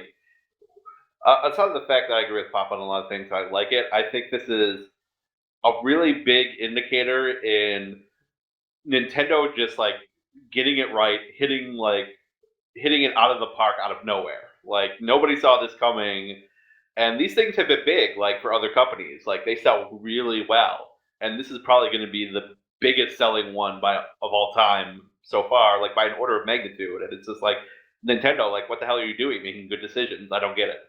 When I saw I'll this, give I them swear to time. God, I was like, holy shit, did I go back in time to April 1st? This has got to be a effing joke. Nope, no joke. They're doing it. And like Volver said, it's done wonders for other companies. People remake the old stuff, release it, you know, like NES, NES, you know, Sega, you know, whatever the hell that console was back then with the cartridges. Like they have like multi things, like the Genesis or whatever. They have those multi-cartridge. the Super retro, systems, whatever it's yeah, called. Yeah, the retro super systems or whatever. Yeah, They like retail for like $200 or something. Yeah, like the Atari and the ColecoVision ones are like super popular in the collector communities and the people who still play those games. Like, you know, people like them. There's a big market for them. Yeah, They actually don't sell for 200. They sell a bunch of these at Bath and Body Works, actually. so Well, there some of the was Coleco ones are like 200. there was some but they're- hope and discussion that this thing would be expandable. Not that the 30 games it comes with aren't amazing, because they are really the cream of the crop. I mean, even Kid Icarus and Metroid in there. I mean, the original Final Fantasy. There's a solid library here. They're not trying to give you shitty games here. So there's a lot of speculation that hardware-wise, this thing is basically like a display list, like 3DS, running the same like emulation engine. Yeah, or it's a Raspberry Pi system or something like that. I mean, who knows what it is exactly, but a Kotaku article kind of went in on all these rumors recently about whether or not it would be expandable, and unfortunately, it's not going to be expandable in any way unless somebody finds a way to actually do that. And there's always a possibility that someone out there is going to figure out a way to crack this thing open and find sure some somebody port on will. it and Yeah, get some games in there in a different format. Depending on how it's set up, like it's a strong possibility. Because a lot of these systems, like the Atari one, the Genesis one, they are either made out of original hardware or they're original hardware compatible, to the point where as long as you have an ability to like flash the ROM or have it read from some other form of memory, it's compatible with like the entire library of games. So it wouldn't surprise me if the Nintendo system ends up being like very kind of modding friendly. Yeah. Well, we'll see. Once we get our hands on it in November, there's going to be stuff. There's going to be people out there who are trying to crack the code on this thing. So I'll be buying one, maybe two. I'll be buying two. I mean, yeah, it's One- the one price to of a use and AAA one game. to So hack. I'll I probably look buy forward one, to too. it. I wanted Hearing SNES one though. Yeah, I'm actually, kind of like you and Papa say, I'm actually more looking forward. If this is really popular, we're probably going to see like an SNES and a Game Boy one at some point. Yeah, and a Game Boy one would be cool. I'm gonna be flipping my shit. $30, give you a bunch of cool games. Yeah, I'd really like to see the Game Boy one because I think there is a lot of original Game Boy games that just never got really good recognition that people should play, and kind of putting them out there, I think would help spread that message. Good for the kids. Get your kids hooked on something like this. We don't have kids here in this podcast, so yeah. Those are the games I grew up with, man. Yeah. Shit, even Excite Bike is on that list. Oh, I love me some Excite Bike. All right. Moss here on, for Core anyway. Oh, yeah, this is a good one. So we are getting the Rick and Morty Simulator Virtual Reality. This is coming to the HTC Vive and very likely Oculus and other VR platforms. It is what you expect. It is a Rick and Morty VR experience. We have seen very little. The demonstration video they gave is actually pretty short. 14 seconds. Yeah, you're going to get to interact with the Plumbus, apparently, and I don't know. If you're a fan of the series, this is an instant buy, and I am a fan. If you haven't watched the series, I don't know what's wrong with you. You guys are wasting your time. I've caught a few episodes here and there. It is pretty funny. I wholly recommend watching all 2 seasons. I'm eagerly awaiting the 3rd season. Free Rick. Also, if you think it looks like a lot like Job Simulator, it's because it's from the same developers. And there you go. Unsurprising. All right, I think some of these are AI or Chocobro here. That's First coming up here. I have to talk about this shit. Well, you put it on the list, so yeah. Fine. You have to talk about the quote shit. Fairy Fencer F Advent Dark Forest is getting a Western release. So yeah. That's a compile hard game. Yeah. Compile hard game. What exactly is this game? It's a compile hard RPG. It's a JRPG. I actually like the first one. It had a lot of humor that at least I found funny. It was like it's a very tongue-in-cheek JRPG. Okay. It's compile art. Compile art, okay. Hey, I know the name of the next series on this one. Yeah, probably much better game. I don't know though. Probably. I haven't played Fairy Fencer, but Exist Archive is getting a Western release as well. It did all right in Japan, I guess. Not too great, but that's from Tri-Ace. They fucked me over with Star Ocean, so I'm kind of pissed about that. But The most recent Star Ocean? yes, the score was too low on Metacritic. Oh, that. Oh. Did that game ever get better reviews in the past couple weeks? No? I haven't really looked, and I don't think so. No. Oh. Yeah, But put out a bad game. Okay. This looks better. This looks pretty good. I mean, it's got a pretty unique. It has some platform elements to it. It has got girls and boobies. Yeah. Uh-huh. Yeah, I don't think that's as much so as most Japanese games. Though it's not as that completely pervy, like a compile art game. Thank you for the update, Choke Bro. Apparently, Star Ocean has risen exactly 1 point on Metacritic. That's impressive. No, it was just 61 before. Oh, okay, 61. Oh, I remember it being 60. But yeah, this game looks like it's going to be a lot of fun. I'll probably pick this one up if I have some time. And the next one. Next one, Alone with You. It's a point-and-click romance adventure game. Sci-fi romance. What are you romancing? Another person? An AI? I have no idea. A robot girl. This one is Romancing the Stone. another retro throwback game. Probably, yeah. I've had words with these retro games. You certainly have. This one, they aren't even using dithering or anything. They are going full on pixel. Yeah, I think they're going for the pastel art, so the pixel art. This is like early, looks like somebody drew a cartoon book. Yeah. Very rough. No dithering, no blending of the pixels. It's a style. Sure. It is a It's a style. style that we've seen too fucking much of, and it needs to stop. Wow. You really Yeah, don't like it.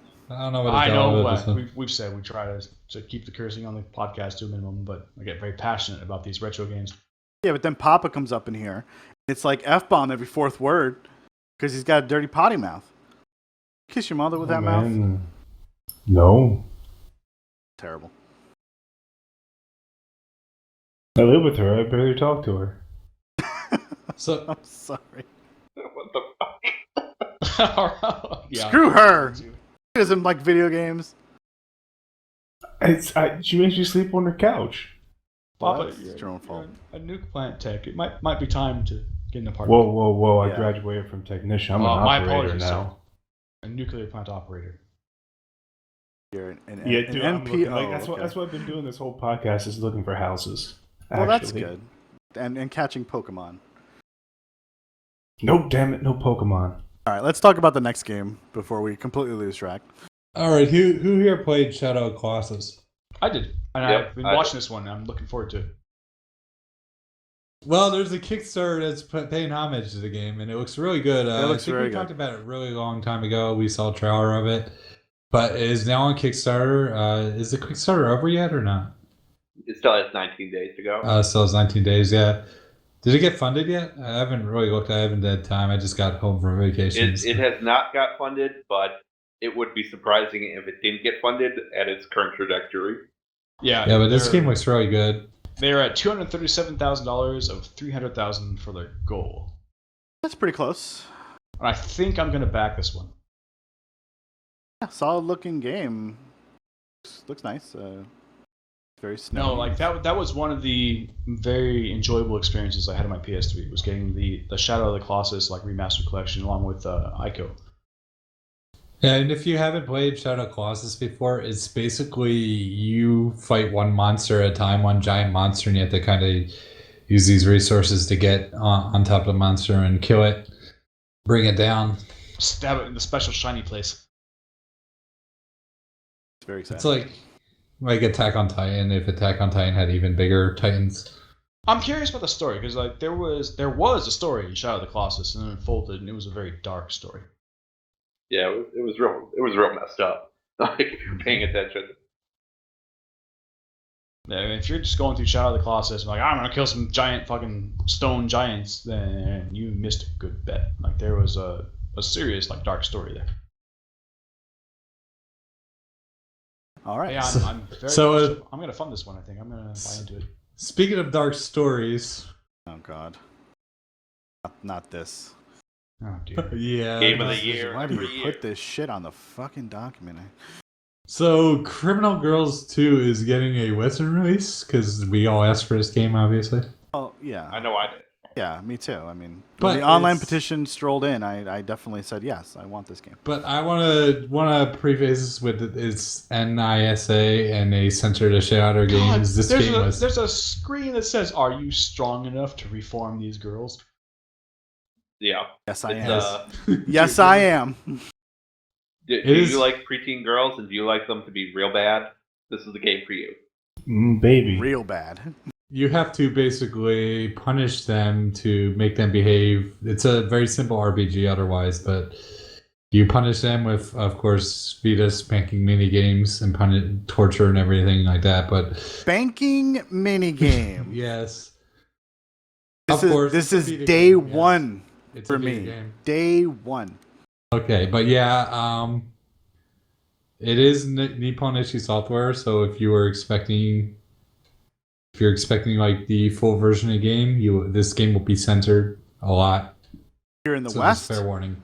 Yes, All right, so I'm gonna fly to the east and play it's this. been game. out in the East for like a year. Yeah, but I wasn't interested Should in be it until playing this just game. now.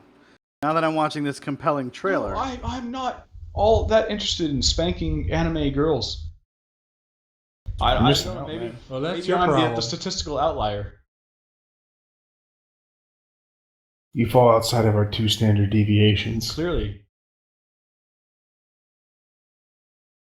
All right. I think we said enough. So about this what here. is coming up? I'm just this is a very compelling trailer. It makes me want to throw up. That makes me want to clear No, my internet no, no, cache no. and See, make sure now- my hard drives are encrypted. Now AI gets to tell us. See, he gets to have this one Japanese game minute, and he expanded this section to 2 minutes now, which was not agreed upon policy.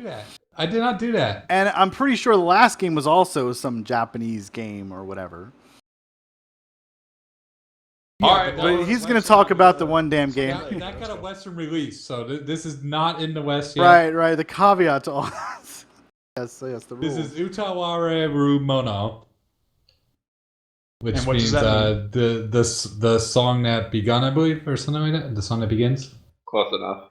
Yeah, Utaware Ru is begin, birth, All right. and Mono is thing. It's all one word too. That's what kind of threw me off.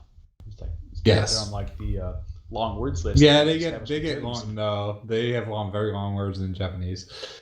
And the subtitle is the two Hakaru. Actually, I don't know what the I should actually look at the trailer here. Pray tell, what is a hakaru? I don't know. Haku Oru is sorry. Okay. I don't know what that is. Actually, I don't know what that word is. I actually knew what Utaware Ru Mono was, but I didn't know what Haku or I think it means Haku means box, so maybe it has something to do with that. All right. What is this game about? It is Clearly on Vita. Tactical RPG. The original game was actually an eroge, visual novel with some tactical RPG elements to it. Eroge is an erotic game. But kind of like Tears of Tiara. Tears of Tiara is another game that was originally eroge on PC, but it had so much gameplay elements to it that they made it into a regular game that's not eroge. But yeah, it was originally on PC. This is actually the third in the series. It is not an eroge anymore, so it's a legit normal game, is what you're saying. yes, it's a legit normal game. It still has the visual novel elements to it where you can make choices and everything. It's a pretty deep game. I don't know why this never got over to the West, but hopefully this series gets some success and it comes over to the West and we get to play it because it's a very good SRPG from what I understand. Alrighty. That was a very positive plug.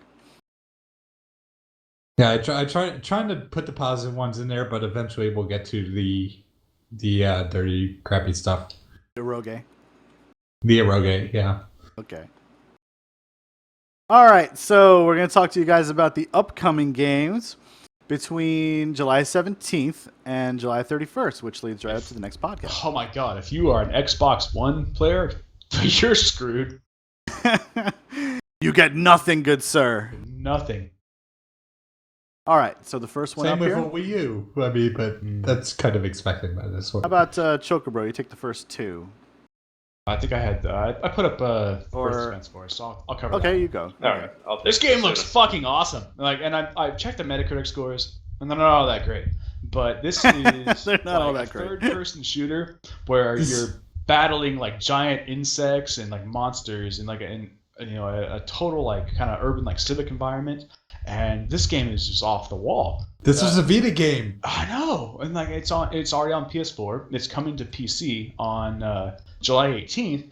But it's a third-person shooter, and you basically go out there and fight these giant monsters, and they can be anywhere from like giant ants to like giant like hornets to full-on size like Gojira monsters, like where you're climbing like big old huge like battle mechs and fighting like Godzilla basically. Like this game looks fucking sweet. I might pick this one up. Kaiju Battle Simulator.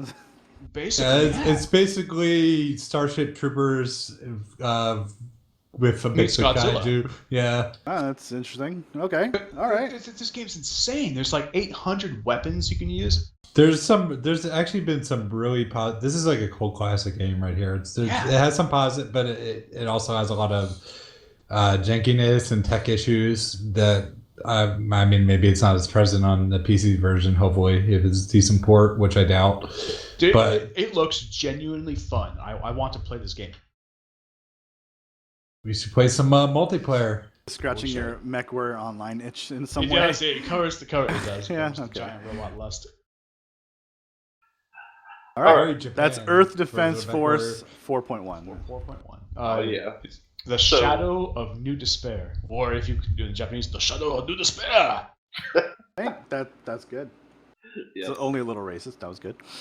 That's how they say it in the video. I'm not being racist. Only slightly. Go watch the video. That's how they say it. All right, so next up we have kind of I guess I would call this like a really big indie title coming, which is I Am Setsuna. We've heard a lot about this one. Yeah, like you see it all over the place. This is like, it's being compared to Chrono Trigger. It's being compared to like a lot of like classic Square RPGs, and I believe that's why they kind of like funded this, because if I remember right, this is part of kind of their like indie initiative. Yeah. That they have. They're like, no, this is actually a entirely new studio that Square owns. They are specifically making RPGs like this. Oh yeah. Okay. oh, yeah, you're right about that. Yep. They spinned off like, here, make a bunch of classic stuff for the nerds. But that's what this game is. Things I've seen from people who have played it already don't honestly they don't seem that great. It seems like kind of like if you like a classic RPG, that's what you're going to get out of this. And to me, that's okay. It's very like traditional in terms of its battle system and stuff like that. And if that's all it is, like, I'm definitely going to pick this up. Cool. Yeah. The $40. It's at $40 on Steam, and I'm thinking about picking it up myself. Maybe when it goes a little lower. Yeah, that's basically where I am. Like my backlog. There's so many RPGs that just came out in the last month. Like my backlog is so big. Like I gotta like avoid buying some more, Mm-hmm. at least to save myself the money. So beyond that, next up we got Galgun Double Peace. This is coming out for the Vita. I don't know. This game makes me like think that Criminal Girls 2 is really tame when I look at it. Yeah. Okay. Yes. Yeah, we talked about this Right. a little bit. We did. Yeah, like I don't even know. It's a what to rail say about it. shooter. Yeah, it's like a rail shooter, rhythmish, where girls are screaming, and it just makes me feel You shoot them uncomfortable. with pheromone gun. I mean, if this game wasn't full price, I'd probably pick it up just because it looks so ridiculous. Yeah, And- it's really ridiculous. I heard they might be making a VR mod for this game. Makes sense to me. I'm on Yep. board. It makes sense. Let me get this in Why the the hell 5. not? And I would totally pick it up if they did. I'm not even gonna lie. Choose your waifu. Change your destiny. Oh man, they are really hitting the market.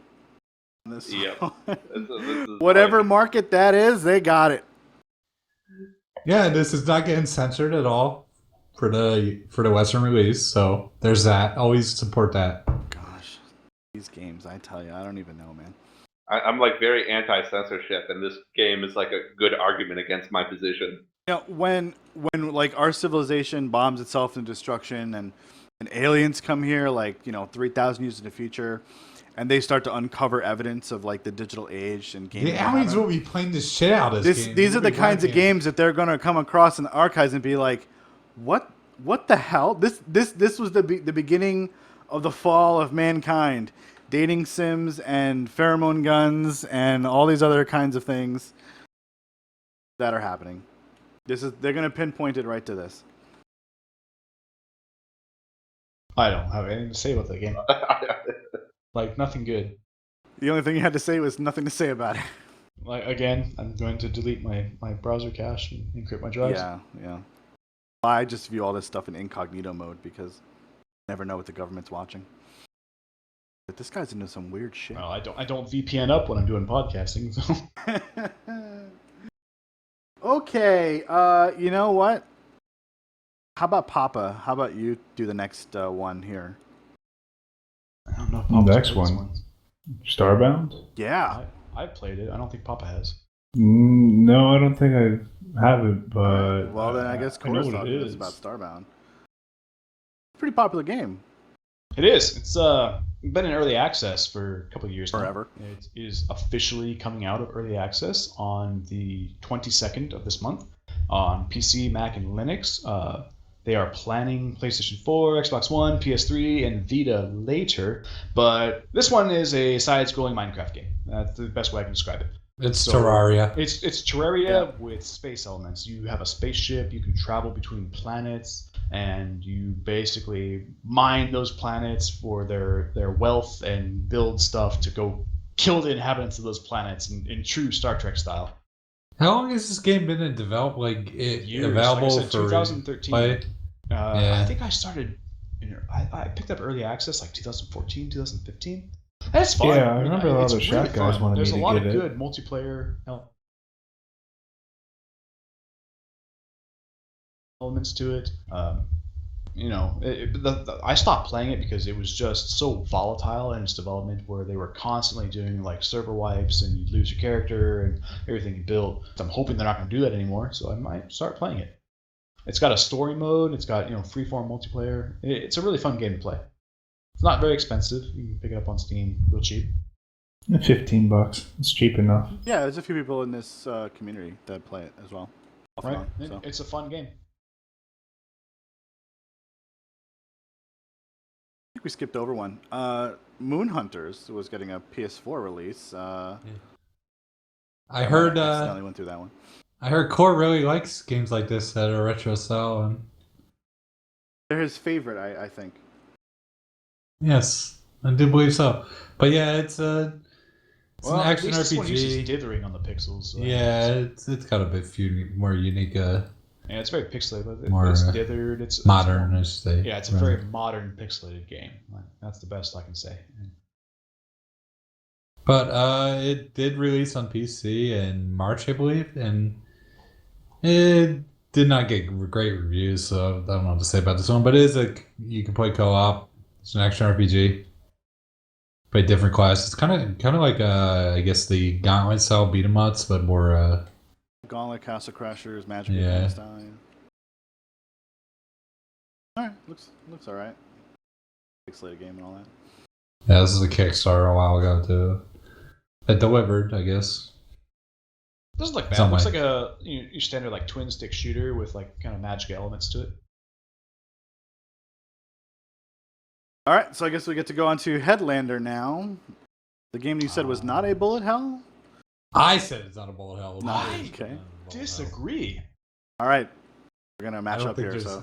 So I mean, there's a lot of bullets on the screen, but I don't think there's enough to consider it a bullet. All right, so we're looking at Headlander here, which is a game produced by Double Fine, being published by Adult Swim Studios, their first published title, and it is I'm calling it a platformer bullet hell. It is a platformer game with like 70s kind of sci-fi, like retro aspects, and in a lot of these scenes, you see a tremendous amount of projectiles floating around the room, bouncing off walls. Almost bullet hell style. I don't know how else to call it. the game is very distinctly Double Fine. I'll tell you that. Yeah, Their art and style the is very defined. art style is incredible. I mean, it looks good. Does I'm look not a good. huge fan of platform games, but I'm probably going to pick this one up. My only worry is, I've said that it gets a little bit distracting on the screen. It's hard to tell what the hell's going on. That's part of its style. It is very visually noisy. Yeah, especially like some of the effects they do that distort the entire screen, and it's just really hard to figure out what's going on sometimes, where your character is. Yeah, here's the premise. You Part are of the challenge. a head in a helmet, basically, and your helmet has like a rocket on it, and your helmet can fly around, and you can basically like take over other bodies by pulling their head off and attaching your head onto it. So there's gonna be a lot of puzzles, I'm sure, that involve swapping your body. But it looks good. It looks really good. It does look neat. I will. I'm putting this on the watch list. Double Fine's got that sort of hit and miss track record. Even when their games are good, like sometimes there's always like some major complaint about them. I don't know what it is with them. I mean, that's how I feel about all their games. I mean, like Massive Chalice was like a really interesting game mechanically, but God, that game was really hard and difficult to navigate. All their games are super watch interesting, the video but here, and you can just tell this is a beautiful game, and there's a lot of gameplay going on here. There's a lot to look at. All right, and last but not least, let's see what we have here. Shiren the Wanderer. The Tower of Fortune and the Dice of Fate. Oh, this has got to be a Japanese title, right? Because of course, like 15 syllables in the title, right? Yeah. Yeah. Okay, just making sure. We need the whole story of the game in the title. Yes. And also random English. Okay, so what's up with this game? Why is it interesting? It's a JRPG roguelike. Very, very popular in Japan, I think.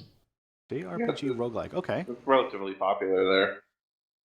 We haven't got there's more in the series, and we haven't got most of them. Do you know much about this, though? Honestly, no. I know know nothing. I know people play it. I've never played this series, which is like that's like not a good indication for it because I've played a lot of weird random shit, but this It's like a never appealed SNES to me. game. Also, I do apologize. I could not find an English trailer for this. That's okay. But it does look like a pretty good game. I mean, it looks interesting. I'd probably pick it up if I had, some time here. I don't have much time this year. An interesting visual format for a game that is roguelike. It seems to lean more towards RPG, but I'd be interested to know kind of what the roguelike elements are of this game. If they're anything outside the standard fare of roguelike, go to the dungeon, collect items, and I assume it has stuff like permadeath in it too. because in an RPG, weapon and armor progression are very important, and roguelikes tend to use a lot of random elements in terms of power-ups, and that kind of defines your character in a way that is very anti-RPG. So I don't know. I'd be curious to see how those two genres blend together in the Japanese format of all things. Oh, whatever. Okay, so that's basically everything we had to deliver to you guys that happened in the past 2 weeks. It's, some pretty damning news for some people, some interesting stuff on the side of Pokemon Go and Nintendo and what they're doing with the little NES there, and a lot of games coming up too, but still kind of a lull for the rest of, for a while, at least until we get into the fall and start to get closer to Christmas. There's really not going to be a lot of big stuff coming out. The next biggest game is with Deus Ex, right? And that's like early August or something like that. No Man's Sky. No Man's Sky. No Man's Sky. Okay, yeah, and Deus Ex, right? Did you guys watch the 20-minute gameplay preview of Deus Ex? Yes, I did. What did you think? I'm impressed. I mean, I want that game. So anything they show me isn't really going to change that one way or the other. Yeah, I want more of it. I want to see more, and I want to get my hands on it. I was digging the story, and I was digging the art direction, Yes. but I gotta say, the player models not doing it for me. I don't know, they feel so fake. Yeah, I definitely agree on that. Yeah, I can see where you would say that. And I'm hoping that maybe that's something they'll tidy up before it's released. But yeah, I don't know. Yeah, we never know what build of a game we're looking at when we see stuff like that. Right. It's just the one that has the highest graphics, and who knows if that's even the finished product. Or close to. No, that's what I'm saying. Like, I'll still play it because it's Deus Ex, and I know the story will be there and the gameplay will be there. But man, like visually, I don't know. It just felt really off. Alrighty. So there really wasn't any change in terms of the fantasy video game draft update, right? Nothing came out that we were really looking for, and none of the scores really changed.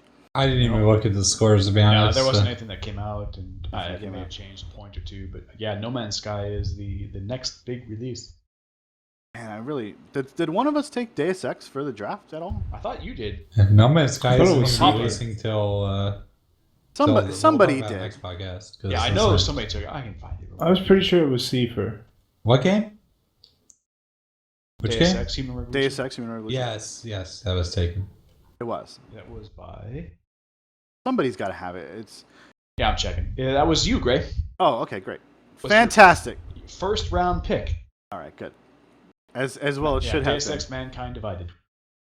I'm very excited. I'm looking forward to it. I think you'll do well. Pick that one up. I hope so, man. As long as the battle system, is good this time around, and there's alternate ways to complete levels and stuff. Right. As long as the boss fights don't de-evolve into you must kill him. Combat in a stealth build where I can't shoot a pistol. We'll see. I think we've determined that if we actually pick up and play the games, we get high scores. If we're kind of just betting on it doing well because of the franchise or something, it gets low scores. I mean, Unless you're Papa, you just bet on Nintendo. An 87 and 88 would be respectable for Deus Ex, but if it's a poor game, it's going to be in the 70s. So, It's I don't know. I that's still probably yet where to it's going to play Dark land. Souls 3, and I know that scored relatively high. Yeah, I just that's can't on our believe I list. had 89. 2 fails. Well, Papa, you picked poorly. I wouldn't call it poorly. I'd call it EA doesn't know what's going to make them more money. Don't even try to blame it on EA. You knew Mass Effect was probably not coming out this year. It was very unlikely. But Is that going to be holiday? Don't pick a game that's holiday holiday release. Come on. Titanfall. Like, Oh, really? Titanfall. They don't think a Mass Effect game is to make them more money if they release that versus Titanfall 2. I like Titanfall. It was a fun game for a little bit. It's like a matter of 3 economics. weeks, They made but... far more on Titanfall DLC than they did on Mass Effect. Yeah. Well, And there's still... That's 'cause they pushed themselves with Mass Effect 3 and that whole ending. They still ruined that. super stingy about selling Mass Effect DLC too. Like, I don't know if you guys know that or whatever. I know. Yeah, they have yet to release like a Game of the Year definitive edition for that shit.